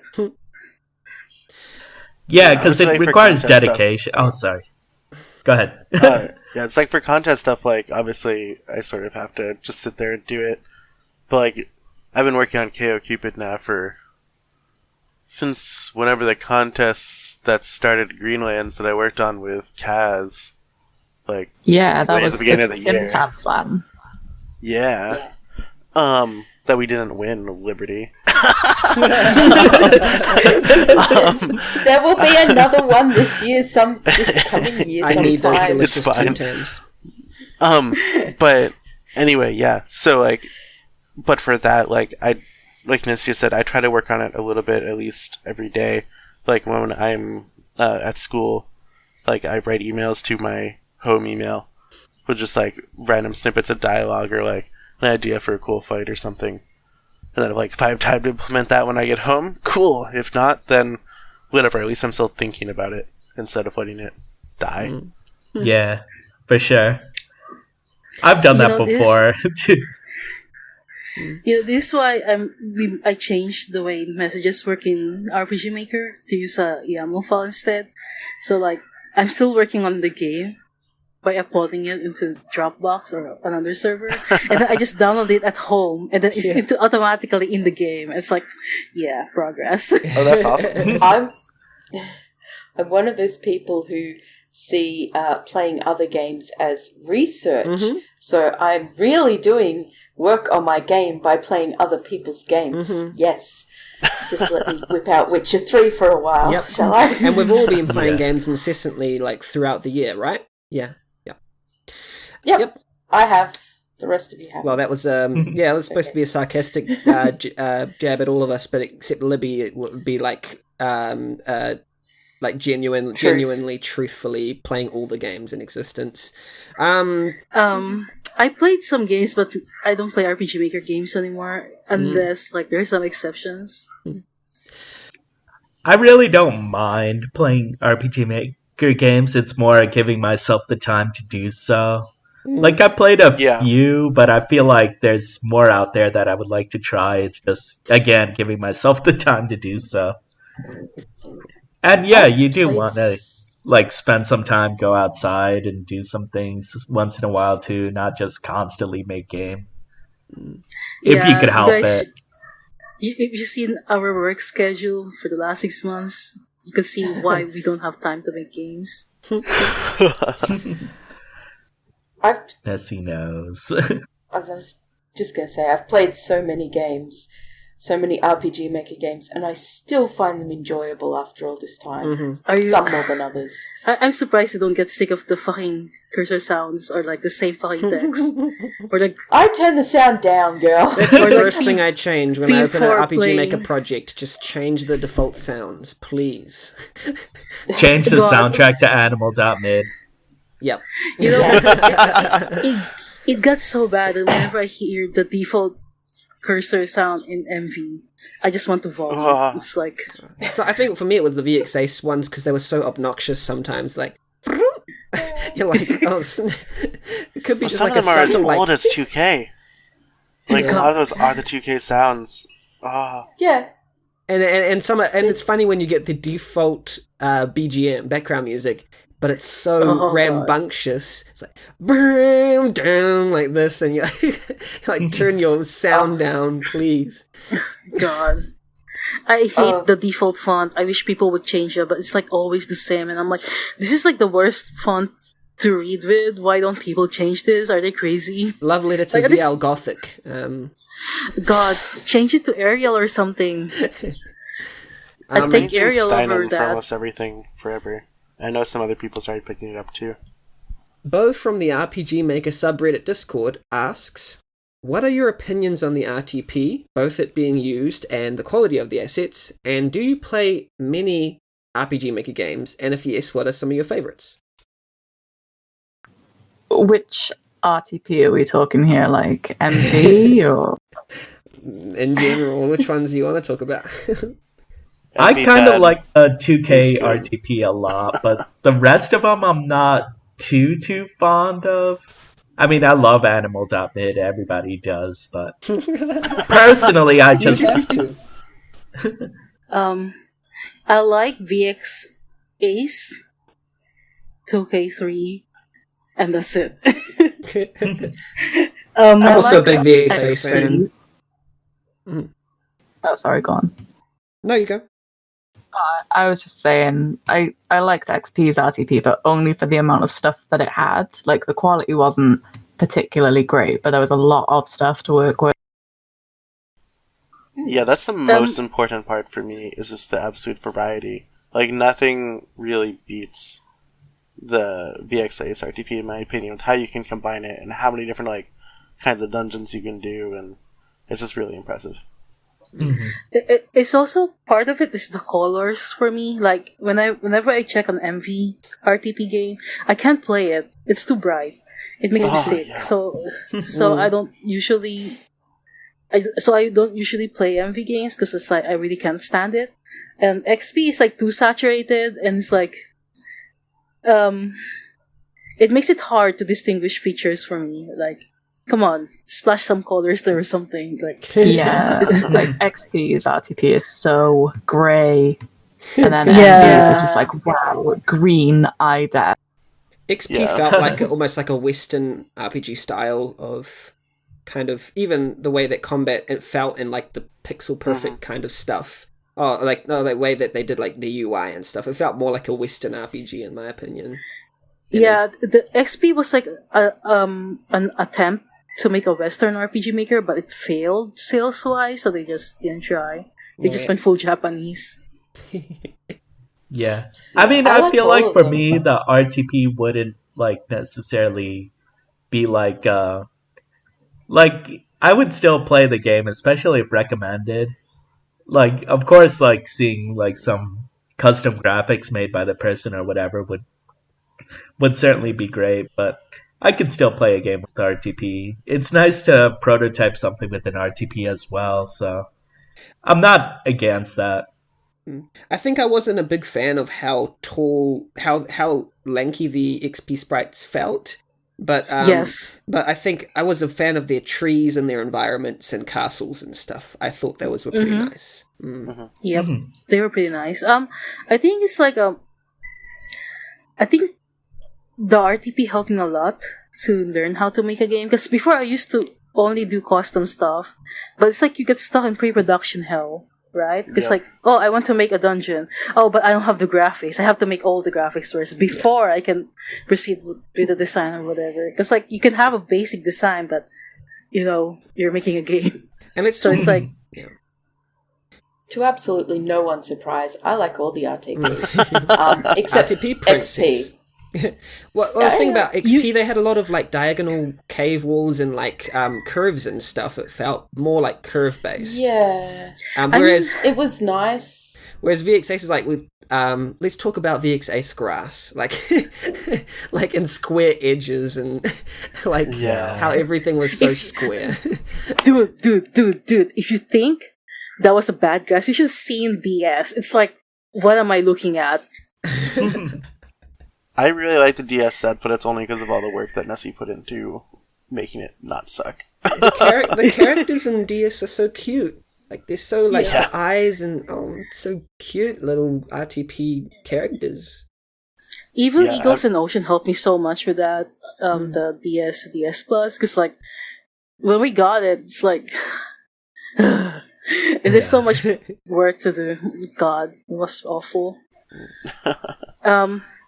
I think people shouldn't be afraid of RTP, but at the same time, I feel like people are relying on it too much. Like instead of learning good practices by making short games, people tend to make epics, and it's like, I only feel like the RTP is a great learning tool, but not a great production tool, I guess. Yeah, and I do like making custom graphics. I do like to inspire or at least see other people make custom graphics that are more in tune to what their game is and what their game feel wants to be as well. So it's not something that'll be like, oh, if the graphics are good, then everything else won't be. Because I feel like if you do make the graphics well, then feel like you'll want to put attention into other parts of the game to match up as well. Definitely encourage it if you can. Yeah. I think only go through that once you get your core gameplay loop working, to be honest. Yeah. Baz from the Studio Blue Discord asks, I'm always curious how others try to avoid feature creep. Like, how do others process what is creep and what legitimately needs to be added? It's like you just need to ask like, do I absolutely need this, and does it spark joy? Oh, Marie Kondo style. Yeah, pretty much. You pretty much Marie Kondo your game. Yeah, you should ask if it's fun and if it adds anything to the game that is necessary. And if it detracts from it, stop. Oh god, yes. Like, I feel like innovation is, rather than just putting things on top of each other, you synergize them into a single kind of organism. So if it feels like it's all one thing, rather than just adding things on top of each other that don't really synergize together, then maybe don't add it. Yeah.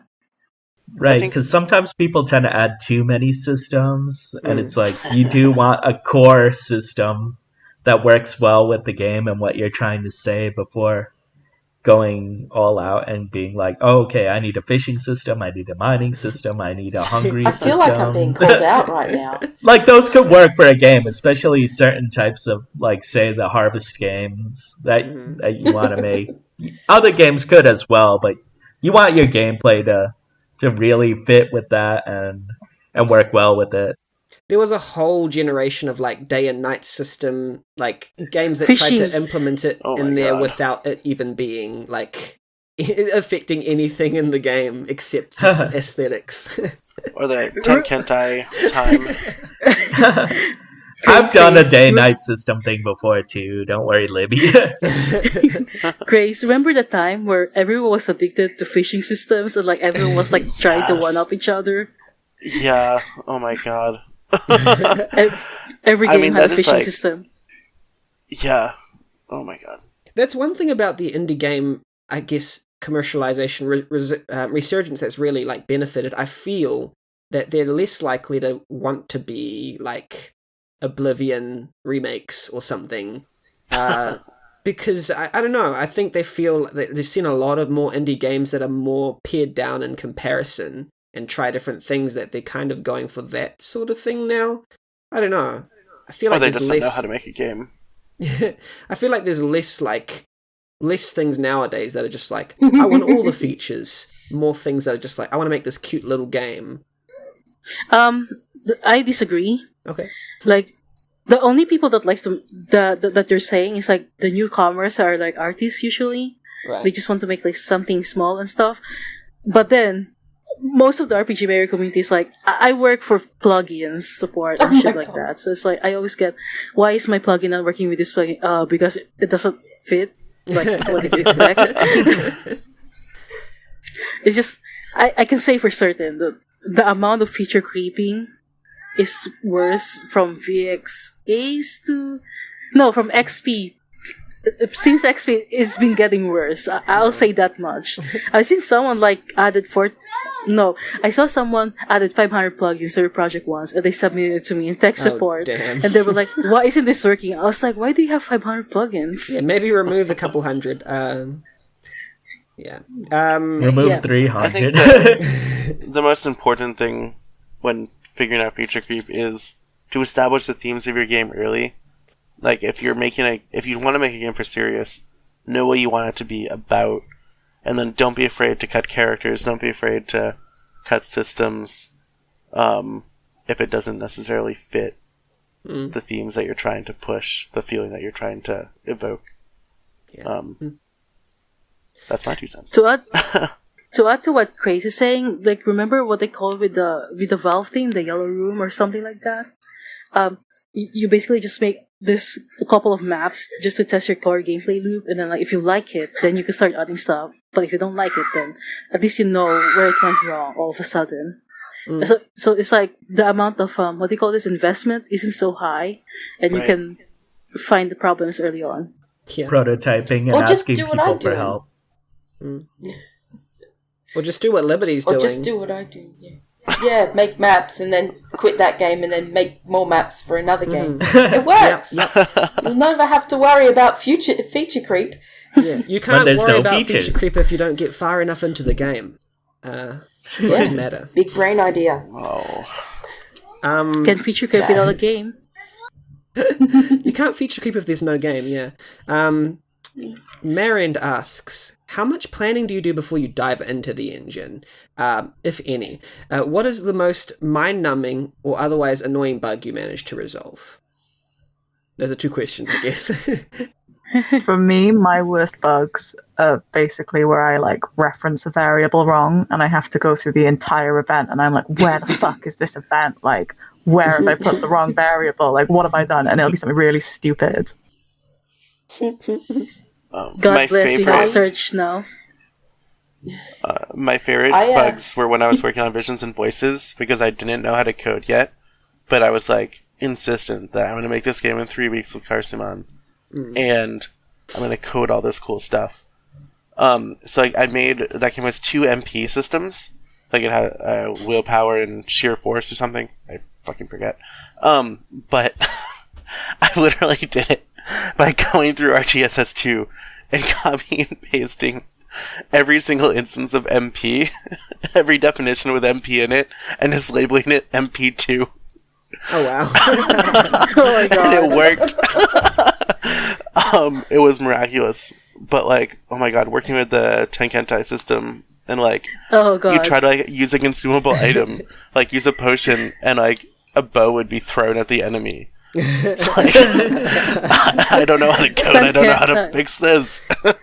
I remember playing Visions and Voices and just thinking, this is one of the strangest games I've ever played. It had, like, triggers for different events and, like, was kind of non-linear, and I don't know, I probably would revisit it and understand now that I'm a bit older, but, like, back then it was, like, so strange to me. I remember. Yeah. It's meant to be strange. No, in a positive light, I was like it was mysterious and kind of evasive. It still stands as like a monolith, like one of those things from 2001: A Space Odyssey, just in my mind, just going, what is that game? Is it a wet dream? Probably. That's a new theory. I haven't heard that theory before, so. Yeah. I do very little prep going into a project. I just dive into and start mapping because I'm the worst developer in the world. But my the worst bug, I always run into these bugs because I always do it. It's movement fucking bugs and picking the wrong event to move. And then it's like, why is this not working? I've got like a 1 billion page long fucking event, and then just have to go through each and every thing and just realize, oh, I targeted the wrong fucking movement way down, like 3/4 of the way down, and it's fucked up everything. So I had similar things with like code salad and stuff, like in my events. It's just like a bunch of code that you don't name variables very nicely in the wrong scope and all these things, like when I was a noob coder, and like, yeah, it was just like trying to find in this mess what was the problem. Yeah, like I've really tried to get better at organizing my salad now and just like making common events that I can go back to, and like instead of having an event where somebody's talking, it like references a common event instead, and just trying to tidy up so much more. Yeah, get Common Marie events Kondo are in on your salad. so good. Yeah. But for planning, I do like to go and take a notepad out, just start writing. I like writing all these ideas, even if I don't want to use them. Like I'll like start knocking some of them off as I go in the engine to prototype. But yeah, like I find writing or drawing, sketching ideas on paper is really my big way of planning before I actually get to like documents and stuff. I remember reading somewhere that Craze has like pages and pages of written stuff for all his Oh my games. god. Yeah, I mean, Kaz saw it for just Greenlands, which was like a 2-week game or whatever. Yeah, my KO Cupid one's currently 24 pages, which actually surprised me because I thought it was longer. But yeah, I've got like 50-page documents lying around. It's insane. Yeah, Craze's page keeping is kind of nuts. I remember seeing Ocean's notes in a whiteboard, and I would just like draw random stuff on it, like related to the idea. And I was like, but I make it a comedy thing, so it's like a sabotage in a way. Oh, I do that to Carsimon's documents all the time. He'll like be playing stuff out for a story, and I was like, insert like dick jokes. Yes. Yep, there's something I would do to Ocean's notes too. I wrote Harpy, and she misread it. Oh my god. I can only imagine where that goes. Yeah, I was like, what the heck? Ocean. For me, I planned everything already. Like, You do. I had like this suitcase full of my ideas in 7, and then like afterwards, it's just converting it to game form, right? It's the hardest thing ever. You just need a notes to game converter. Like someone make that. Yeah, it was like, but lately after Omori, I kind of had to change the way I do things because it made me realize that if I'm gonna make a 20-hour game just like it, I have to change everything. Like even during the development, I changed so much. Like the less time I touch the editor, the better. That's like my mindset. Like, do I want to write messages? Okay, it has to be like outside RPG Maker, because otherwise, how could I send it to Liberty or something to spell check or check my dialogue or whatever, and she could just change it whenever. And then like, oh, I want to make I actually hacked the RPG Maker MV editor because like you can do that with Qt engine, and I added A to Z self switches because I needed it, and it's like I was surprised at how much planning I do now. Like, I don't know if I could show it, but it's like I made this milestones, this Scrum stuff, and then like I never planned before. I was just like Liberty. I was just like I would just start a thing and then like go from there. Now I'm like, no, I have to plan everything, otherwise this is a waste of time. Like, I think otherwise you'll be redoing a lot of stuff. Yeah, I think Yanfly and Omori taught me so much. Like, time is a resource, but especially Omori, because like, God, the amount of redo I have to do. But I guess like one of my biggest troubles is always like I always forget what variable I use for what. Like, we made a list and then we just stopped updating it because it was mendoksai, and then suddenly we're like, I don't know what variable we use for this script. Do you remember? Nope. Okay, let's search in Discord, and Discord search died. And I was like, fine, I'll read the script. It's like, and it's like, yeah, I don't know. I think the biggest problem, I guess, is laziness. Like, just to be consistent with your workflow. Because like, if nobody follows your workflow, you kind of don't want to follow it anymore. Yeah. And yeah, before solo projects, it's so much easier, man. I want to be a solo dev again. Oh my god, yeah. Yeah, Craze has Solo just deving is easier. shared his design doc for Greenlands via Discord, and it's just this mammoth document of like character portraits and stats and skills and jokes. Yeah, it's it's pretty. It's massive. Oh yeah, Nice. that's where I keep my reminding myself who to credit at the end of the day, because I just go like. I've taken to I use a lot of the note boxes in VX8 to document sort of like details about characters and stuff. But I've also used the script editor as a sort of where I write all the stuff, so it's all in the editor, and I don't lose Corrupted projects. a story. one and just basic details and stuff. Make sure to keep because backups. I keep losing document Always files. keep backups. I kept Most losing important them. I'd move message a game to that all it wouldn't RPG be in the makers, game folder always for some keep fucking backups. reason. So That's why I just use Dropbox. thought, you know what? If I just put it in the actual script editor, I can't actually lose that. Fucking corrupted projects. I'm having trouble with MV right now. Yeah, like just use a cloud or something. Like I just save my project straight into Dropbox and then it just backs it up as soon as it's made. Back up. Never used it. No, sorry. Yep. I use mine all the time. I use Google Drive. So much Google Drive. Marind asks... No, he's already asked. Cap H asks, what's your favourite project you've completed and why? And what project disappointed you the most and why? My favorite project that I completed, or at least the one that I really liked and felt accomplished in completing, was Project Noughts and Crosses. And it's where I finally learned properly how to use variables, and I was so fucking proud of myself for knowing how to use a variable. And it took me years to get to that point, so don't worry guys, it might take you forever to get somewhere, but you'll get there. The worst... You're not alone, don't worry. Yeah. The most disappointed project I had was, oh god, I can't remember it. It's on the site.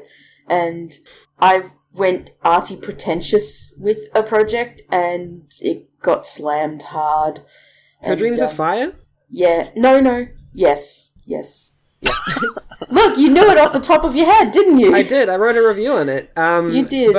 But I kind of hated it and loved it at the same time. It was daring. It was strange and weird, and yeah, I don't think it was a failure. It was just very strange. It felt like a bit of a failure because I expected it to be like a bit more well received, and it wasn't.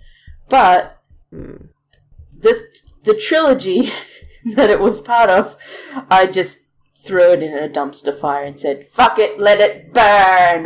so it was so strange, but yeah, I mean, I'd like more games like that, like that take risks.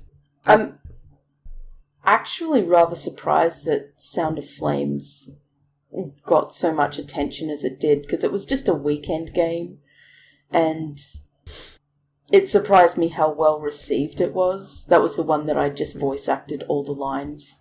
And I thought it was pretty cool. Yeah, I like that I one thought too. it was like a sound novel, so it's like, it didn't feel weird to me, because it was like, I play a lot of visual novels and sound novels, so I was like, hey, this is neat. Yeah, it wasn't very common. It was like quite unique as well. Like, because you don't really hear like an audio play through the medium of RPG Maker very often. It was, I was so weirded out by how well received it was, and I was like, oh, it's my best rated game on the site. Like, okay, sure. I definitely feel like that should have won the fire contest. Oh, I'm sorry. Go ahead. That Sound of Flames one, I feel like that definitely should have won the fire contest that we did. I think it was like Fire and Disco or something, that weird contest we had long ago. Disco Inferno, and you were dancing for the devil or something. Yeah, that one was pretty cool though. But, my favourite Liberty game is Dungeon Crawl. Very generic name, not a very generic game. It's very nice. Someone else want to chime in with this? I hate all my projects equally, so I don't have a favorite project. Aww. However, come on. I get like severely detached. Like the second I release something, it's why like if I put out a demo, I never go back to it. It's pretty bad. I have a favorite Craze game. You do? Epic Monster Dungeon Explore 2. Yeah, like you do really like that one. I do. I also like Wine and Roses, obviously, but the project that disappointed me the most was Ashes of Roses, because I tried so hard to make something cool that could sort of live up to Wine and Roses while not having quite so much time, because I made Wine and Roses when I had a month with like literally nothing to do. But then like it didn't get any attention whatsoever during the Deka event. I don't know why that was, because I just happened to look at your profile one day and went, wait a minute, what's this project? And then it just happened to be a Wine and Roses sequel, and I had no idea that it was released. Yeah, it's like I have the full thing scripted, and like it only needs 3 more maps, and then it'd be done. But like I can't bring myself back to go back to it. I liked both it. Because like when I release something, I feel done with it, but then like even with the not great game that Carson and I made like the year before, like we still got like judge reviews and whatnot. Yeah. But then the next like November event, when I put that out and like put my heart and soul into it, like I got like 1 comment. Okay. I need to review this game, like, because it's been on my list for a while. I haven't played many games in a while, but that's on my list to play and review, because I haven't reviewed a game in a while, so I might as well try this out. It's because it's harder to reviews nowadays in the RM community. It was an IGMC game, and I saw it and played it. I wasn't a judge that year, unfortunately. Damn you. Look, they went for quantity over quality. I will say that much. But I don't know that they actually did. They just kept it in house, which was fair. But I did give it a go, and I did enjoy it. Not as much as I enjoyed Kiddo Game, but you know, we're not allowed to talk about Kiddo Game, are we?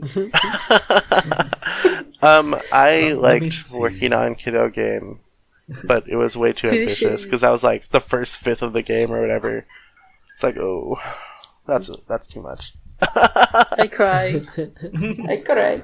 Hey, if you want to make me proper graphics so I can have like emote sets or whatnot, maybe I'll consider it. Any others have games that they have favorites? Lack of favorite? Yeah.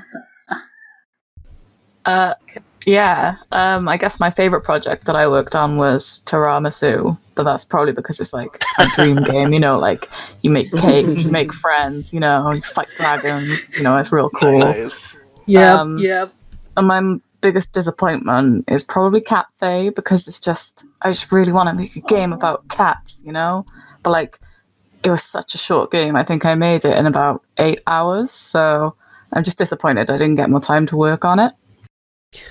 I mean, it looks great, like, but it just seems, I haven't played it, but it just seems like it would lack attention because of the lack of content rather than its presentation, because it looks really neat. To be honest with you, like, just look at the screenshots and that's, you know, you've pretty much played the game, that's it. Like I said, it took me 8 hours, so there is really not a lot of gameplay there. It is just some pictures of cats. It's still impressive that you made What's that. wrong with that? But Tiramisu, I remember that coming out in the IGMC 2014.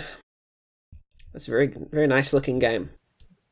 It reminded me of... It got better. Yeah, I decided to break my game at one point, and like in the demo version, you have to make like a load of cake to go and fight the big dragon at the end. And Nessie decided to fucking sit around and make 10,000 cakes. She literally made like 10,000 or something. That sounds like a Nessie thing to do. You underestimate my baking powers. It's my dream game. Archeia, what are your favorite and least favorite most disappointing projects you've completed? My favorite is Princess because it's my first Finnish game, technically. Well, yeah, it was like something that I fully wrote, and like I was involved in a fan project before, and I didn't know I liked comedy. I was edgy. I was super edgy, okay? Like you can cut something with my edge. And then I got involved in an FMA fan project, and I realized that my friend told me, like, you're a comedy writer. I was like, no! And then I wrote PP just to prove to him that I'm a bad comedy writer. But he liked it.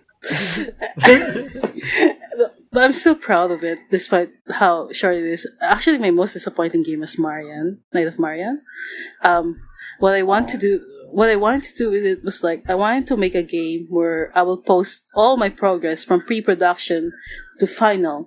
But then people didn't like that, and people keep saying, "Oh, this game is only good because of the graphics, whatever." But I'm like, I'm on pre-production, I'm trying to establish an art style and everything, and it got so awful, and I didn't enjoy the process anymore, and I felt all my limitations as an artist. So I was like, I'm gonna shelve it and I'm gonna revive it later or something. I still want to revive it. I tried multiple times, but it's after an experience like that, you kind of just it's hard to shake off that feeling, I guess. It's a bit of a downer. Yeah. Yeah. People misunderstood the point of my blog post. I just want to make a game, and I want to bring everyone with me to make that game, but I didn't expect to get attacked or people getting jealous, I guess, over the attention and saying this isn't a game, or stop acting like this is gonna be amazing or whatever. And as someone developing the game with everyone, technically, it's it kind of makes you lose faith in humanity in a way. Aww. Yeah, and lastly, Ocean. What's your favorite and least favorite projects? I could tell you the most disappointing ones, but the favorite one is harder. Disappointing. Paradise Blue. Aww. Well, disappointing for me, I would say there's three projects in particular. One is Leeton, which I made in say 5 or 10 days. It wasn't a big project at all. I didn't take it seriously, and it was mostly side quests, gather things, but I also didn't really feel that original or exciting for me. And when I replayed it, it's it's very meh for me, and I'm I could have done better. Yeah. Even in the time frame or whatever, it was definitely a learning experience. Okay, I need to make something more interesting than this. Second disappointing one was Ruby 2, which I haven't actually shown to most people. The graphics exist, the game technically exists, but it was pretty depressing, I guess. And I didn't actually care for it once the whole thing was together. I felt like it wasn't that replayable, and it just didn't really have the heart that I felt from Ruby 1. So I never actually released it. We all know our favorite game of Oceans is Paradise Blue, so we'll just say that out there. There's a game about Ocean called Ocean's Dream by Craze, and Archeia helped me. Oh my god. That's my favorite Ocean game. I get too also tense. made that game in something stupid 8 hours, but this was a solid 8 hours where I just pure ripped into Ocean non-stop. It's it was amazing. I rushed the portraits and drawings stuff. Oh my god. Drawing for that was amazing. Oh. Nessie's drawings for each of the endings is just incredible. It is a work of art. Yes. They are. I need to replay it again. It's so good. It's great. I feel so bad for Ocean, but Nah, it was really funny. I enjoyed it. I like how I still enjoy the one where I drew the Pudor one, and she was just showing BL to Ocean. It's just literally every ending isn't even a good ending for him. Even if you win the girl, it's still something terrible. Cap H also asks, how are you so productive, and what productivity tips do you have for the rest of us? It's hilarious we think we're Yeah, productive. we are seriously. productive. Well, okay. Me and you're Ocean are productive. dying because of it. Help. You're forced into You are. productivity. Yes. Make deadlines. I'll say that, and then make sure to pace yourself, and as long as you're consistent, you're gonna be fine. There's a reason why all of my games are almost all event games because they all have the deadlines. Deadlines help so much, same. but like, don't. If you're gonna be sick, don't do it. Like, be flexible, please. I made myself like fail exams because of like a couple of games where I was supposed to be doing an exam, and I was like, gotta meet the deadline. Don't do that. Don't do that. Don't do that. Yeah. Don't be That's cash. bad. Don't do that. Have something you like even less than, like, say, studying or something, and then just procrastinate that and work on your game. Productivity, No. 100%. Yes, No. neglect your children. Neglect your family. Don't do the washing. Don't take a shower for 7 months. Yeah, well, Please take a shower. Well, the thing about showers, I always use showers as ways to think of game ideas. So have like 5 showers a day. Yeah, Wow. that's my problem with like before work. I'll hop in the shower and I'll like think of like a really great like dialogue sequence or something, and then I'll be running to get out the door on time, so I'll be scribbling it on the back of an envelope. Yeah. Just write on anything that you have on board, and neglect your daily obligations, because they don't matter. Yeah. All that matters is your dreams. Your dream for your game. For real though. No, but Can- seriously, it is about being consistent and also like trying to keep yourself like sort of in like healthy. Don't go unhealthily trying to do like 8 hours a day or whatever. You don't want to destroy yourself. Yeah. Discipline yourself. If you have some idea come to mind while you're in the middle of something else, put that aside. Just write it down somewhere, make a note so you don't forget it, and then push it aside and work on the thing you were working on when that idea came to you. Because it's easy to get distracted and just go, hey, this is a shiny, bright little thing. Let's just work on this a little bit. Oh dear, I've just completely ignored that gameplay section for the next 3 months. Yeah, discipline yourself, whip yourself into submission. Get Nessie to do it for you. Yeah, get someone to whip you. Yeah, I think it's also important to accept the fact that there will be boring parts of game dev, Yeah. and you have to suck it up. Yeah. And having that new fancy idea, sure, it sounds tempting, but also that eventually is going to run into the same issue of you just have to do the work. Yeah. Yeah. And nobody, like, you know, you get past the first, like, day, or you get past the first section, and then it just becomes the hard work part, and you're like, oh, I don't want to do the hard work, and then you drop it. Marie Kondo your life. Yeah. Marie Kondo. Save us, Marie Kondo. Fomar asks, Fomar is actually scolding us. None of you asking the serious questions. Shame on you. Pokemon Sword or Shield? Sword. Shield. Sword. I went Libby, for Shield. I went for Shield? Shield. I'm sorry. I had to get that shiny Rapidash. You can get it I anyway. forgive Shut up. Shut up. I didn't know that when I bought it. Okay? I thought it was locked. I know. Shield Yeah, but looks Shield so gets bad. Melanie. I'm not going to use the dog. Come on now. Mm-hmm. Cake or pie? Cake. Pie. Pie. Meat pie pie. for Meat sure. pies. Yeah. Meat I was going pie. to say, Yeah, meat pie. Australasians Pizza consume pie. their meat pies, so I prefer the meat pie. Yeah. Had some last night. Good stuff. Isn't a meatloaf a cake? Probably. Ew. No. Meatloaf. Ew. That's meat bread. That's more meat bread. Meatloaf is more meat bread. It's disgusting. Meat bread. Dogs or cats? Dogs. Sorry. Cats. Dogs. No, cats. Cats.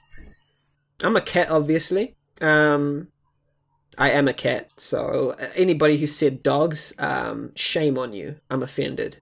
Both. That's Dogs. another reason for me to go fan myself. Ocean. Yeah. Ocean's being quiet. What did you say, Ocean? Oh, I said both. Dogs and cats You have are to pick a both side. You have Well, to in the pick cat one. Can't versus, pick have you a seen the movie side. Cats versus Dogs? Multiple Yeah. times. That's gonna happen. That's actually a documentary of like someone who came back from the future. So you have to pick a side. I mean, I've had a cat for most of my life, and they are, I would say, easier to take care of. But yes, yeah, both of them are great. I'm sorry, I can't I can't choose. We'll keep an eye on you. Oh, I just looked at that little emote. There's that little dog. What's his name again? Bubba or something. Oh, I forgot his name. Anyway, Bubs or something. Just like goes crazy. Tea or coffee? Tea. Or something else? Coffee. Or something else. Milo. Milo What? was good, Milk but then boba. they changed the recipe. Boba.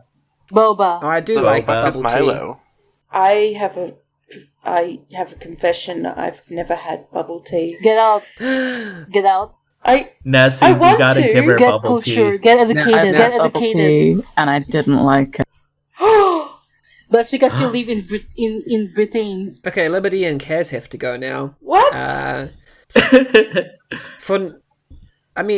tea. Not liking bubble tea. Come on, or at least a warning. I've never had it. Yeah, I we mean- gotta give Yeah, good well, It's bubble tea understandable to in Kaz. Kaz's case because their food sucks. So Wow. Yeah, that's everything they true. import gets downgraded. Friends. Like, I don't want to be drinking a drink, and then suddenly there's fucking balls in your mouth.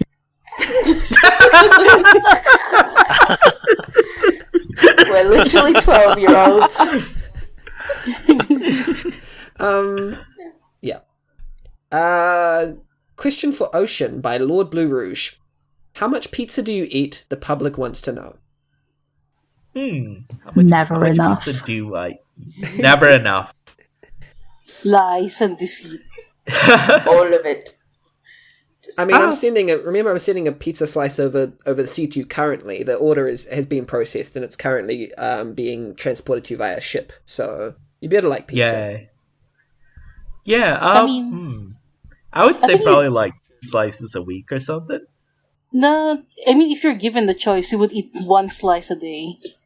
Probably, at least. What kind of I know pizza? in New York we had a pizzeria really close to where I lived, so I would get pizza fairly often, like maybe twice a week or something. So it's not just the fables. This is the reality we live in. And another question, and our final question by Lord Blue Rouge, perhaps the most important question of the night. Or morning, depending on which country you're in. Dun. How do you make a sandwich?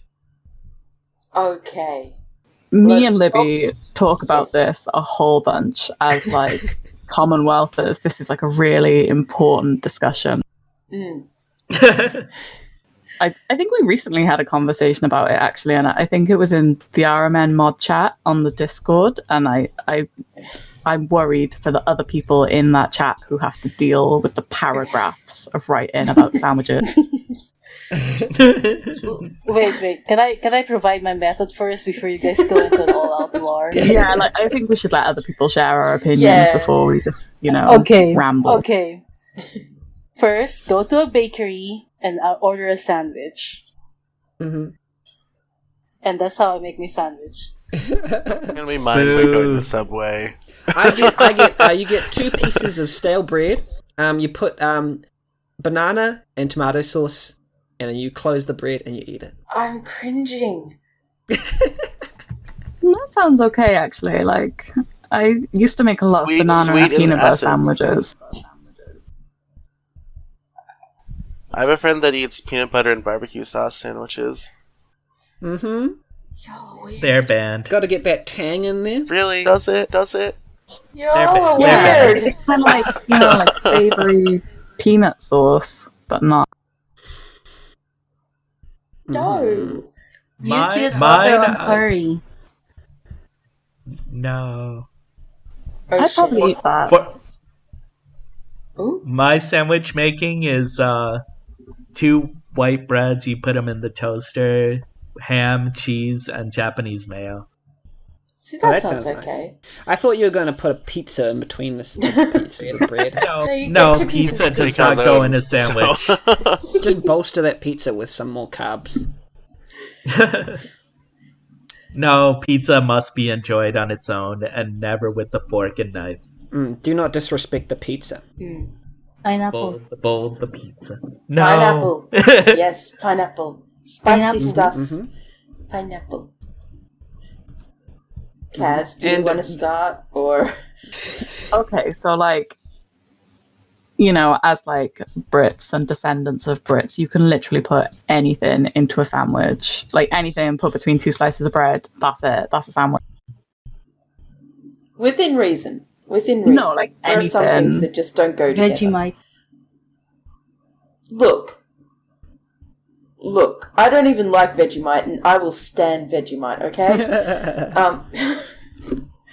I don't eat that shit, but I will protect it with my Okay, life. soy sauce then. Okay, that's fair. Look, I think my favourite sandwich would have to be just buttered bread with whatever is currently leftovers and just shoved it. It's all good. Yeah, Kaz is right. You can put almost anything in a sandwich. Like until you've had a spaghetti bolognese sandwich, like you haven't really Oh lived. god, yeah. Mm-hmm. Nah, yeah. I had that. I mean, shit. Kaz, I I had have a a question pie for fair, you. I'm okay Do with English that. people really eat chips, buddy? You're making me hungry. Why do we have to ask this Oh my God. question? English, yeah, Australians eat that too. Oh, That's okay. a chip sandwich. Oh, it's good a shit. chip butty, yeah. I We have refuse- I strange refuse to names for believe sandwiches in our countries. Ugh. You do. Gordon Ramsay had They- a recipe for making a good chip buddy. I want to try that one time. It's just tomato sauce with chips in a sandwich. That's the It's best way to not eat a your big chips. deal. Yeah. Well, no, ice cream. Okay. But yeah. Yep. Wait, Yeah. French You fries know, and ice Mac- How cream? about a chip and ice cream sandwich? No. No. The ice cream. Don't be ridiculous. The I've ice cream goes everywhere. No, about that, I've seen one place that had like a hot dog bun and they would put 3 scoops of ice cream in it. That's normal though. Is it? That's not a No. sandwich. You guys never had ice cream sandwich? Did you guys even go to Asia? Yes. Yeah. Okay, ice cream Yeah, sandwich, yeah. but not in a hot dog bun. I've seen it. No, in cookies or, biscuit. No, Yeah. you put it in bun. You can even use burger No. bun. I've never heard of that before. I'm leaving. I am slowly leaning away from the microphone and the screen in horror. You guys, please, I'm from Asia. We have all the weirdest shit. I mean, Is it fair. a sweet bun? It's a deep fried bun. Oh snap! I'm just googling it now. Yeah. It's not that uncommon. I'm kind of surprised that you guys never tried it. Oh, we both. I mean, got not the to same one. drag Japa Dog down because their terry mayo is very good, but I don't understand the ice cream Try in a it. hot dog bun. Have you tried it? I have not. It'd be- I mean, I might try it. If you try it, you might understand. I last night had a pie sandwich, which consisted of 2 party pies smushed in a sandwich and just with tomato sauce on top, and it was brilliant. And that is an Aussie sandwich. You know what party pies are? I don't. I don't. Is it like a meat pie or? Yeah, it's a meat pie, but it's a small meat pie, and they're usually Oh, we call them given out at savories. parties. Savories. Look at you being all fancy New Zealander. Savories. We call them savories here. Mint savory, whatever. And you give them with sausage rolls. Yeah. In part, you fancy bastard. I'm fancy. Kaz, that looks good. Oh, yeah. Oh, they're nice, that's a Kaz. split They're donut. delicious. But that's cream. That's not ice cream. Is anybody vegetarian here? I'm just gonna. Why not just make an eclair at that point? It's There's kind of one like a more door. donut, not like Them. eclair. Yeah, I used to have Yeah. cream donuts all the time. What we call it, cream. Yeah, used to have them like every day at school, and then my mum decided it was not a good idea. So because I got chips. Yeah, So they have ice Yeah. and sugar Speaking on of sandwich, I'm waiting on eating a meatball sub. That's like my go-to sandwich if I'm not That's all making he it myself. That's not all I eat. It's just so yummy. Nessie and would know. delicious. I know, he always Well- eats meatballs. Well, now that my tummy is rumbling and my I'm salivating right now, it's a mess. I'm just kind of this podcast has just done something to me. I need to go, but I was just wondering, this is the point in the podcast where I just thank you for being on the podcast and just being really generally nice to talk to. I probably could go on for hours, but I just thought I'd create a space here for if you want to advertise anything, advertise your games, anything you're currently working on, ways to follow you. Here's your space. Yeah, check out my itch.io page. And Kaz's itch.io page. She has like tons of icons and things for use in your fantasy project. So yes, definitely support. And let me see what that itch.io page is. What's it called? The name. Ocean's Dream. Oceansdream.itch.io. Mm-hmm. And then Caswolf, is it? Maybe? It is. It is Caswolf. Okay. Yeah, itch.io. Icons and shit, you know. Mm-hmm. Yeah, lots of resources there, so feel free to check her stuff out. Mm-hmm. Come give me money. Like, all my shit works in MV. It's great. Yeah, we need money for the holidays. Please feed us. Nessie doesn't give us enough. No. Others? She does. Yeah, just anyone else? I would like to advertise the Miss Owls. Please nominate. We're almost up to as many as we had 2 years ago. Almost. Please. The Miss Owls, they're an annual award event given to indie games in the RPGmaker.net community. And go check it out. Please do. Also, come visit my streams. Libby streams are the best. You're on twitch.tv and also YouTube under Silver Satin? Silver Satire, yes. Not so much YouTube anymore because, haha, YouTube. But you can find reruns of my old my old streams up on Twitch now because they actually added that as a thing that you could do. Mm-hmm. You can even upload. That's really useful. Yeah. So I stream there at least once a week. Archeia, Craze? I'm holding my nephew. I don't know, give me money.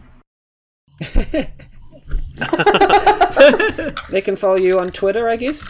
Archeia.itch.io or use Stella, I don't know. Yeah. Sorry. On Twitter, Archeia has the handle Archeia Nessia, and working on Omori at the moment, and also Visu Stella is the company that you can follow on Twitter as well, which is made up of resource packs led by Archeia. Also, she does tile sets and stuff, which are really freaking awesome, so go buy those. Oh, fuck yeah. Mm-hmm. Yes. Craze. Craze, where can they follow you? I don't really have anything to advertise. I'm Craze. Like FF14 with us, Marlboro server. Yeah. I'm not on the same server as you. We're just on the same world. Recently you became Manuela Ketchum on your Twitter. Which is silver_bolts. If you want to follow them there. Yeah, when they do the big... Twitter's saying they're going to do a big purge of old names, so hopefully I'll get at Craze soon. But yeah, for right now it is at silver_bolts. And you can just catch them around rpgmaker.net. Any of these. Yeah, like if you follow any of the other people in this podcast, you'll see me commenting. Oh, well, this has been a very pleasant podcast. Thank you for creating time to be on this. It's been a pleasure. And yeah.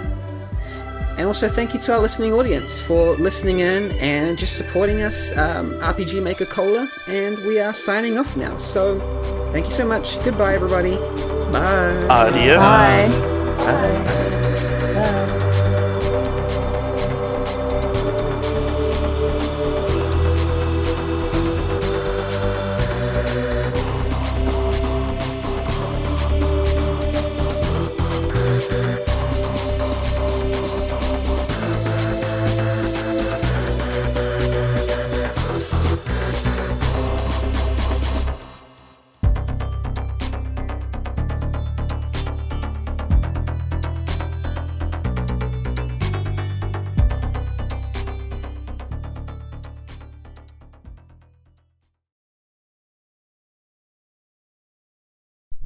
Oh, am I supposed to stay in the call?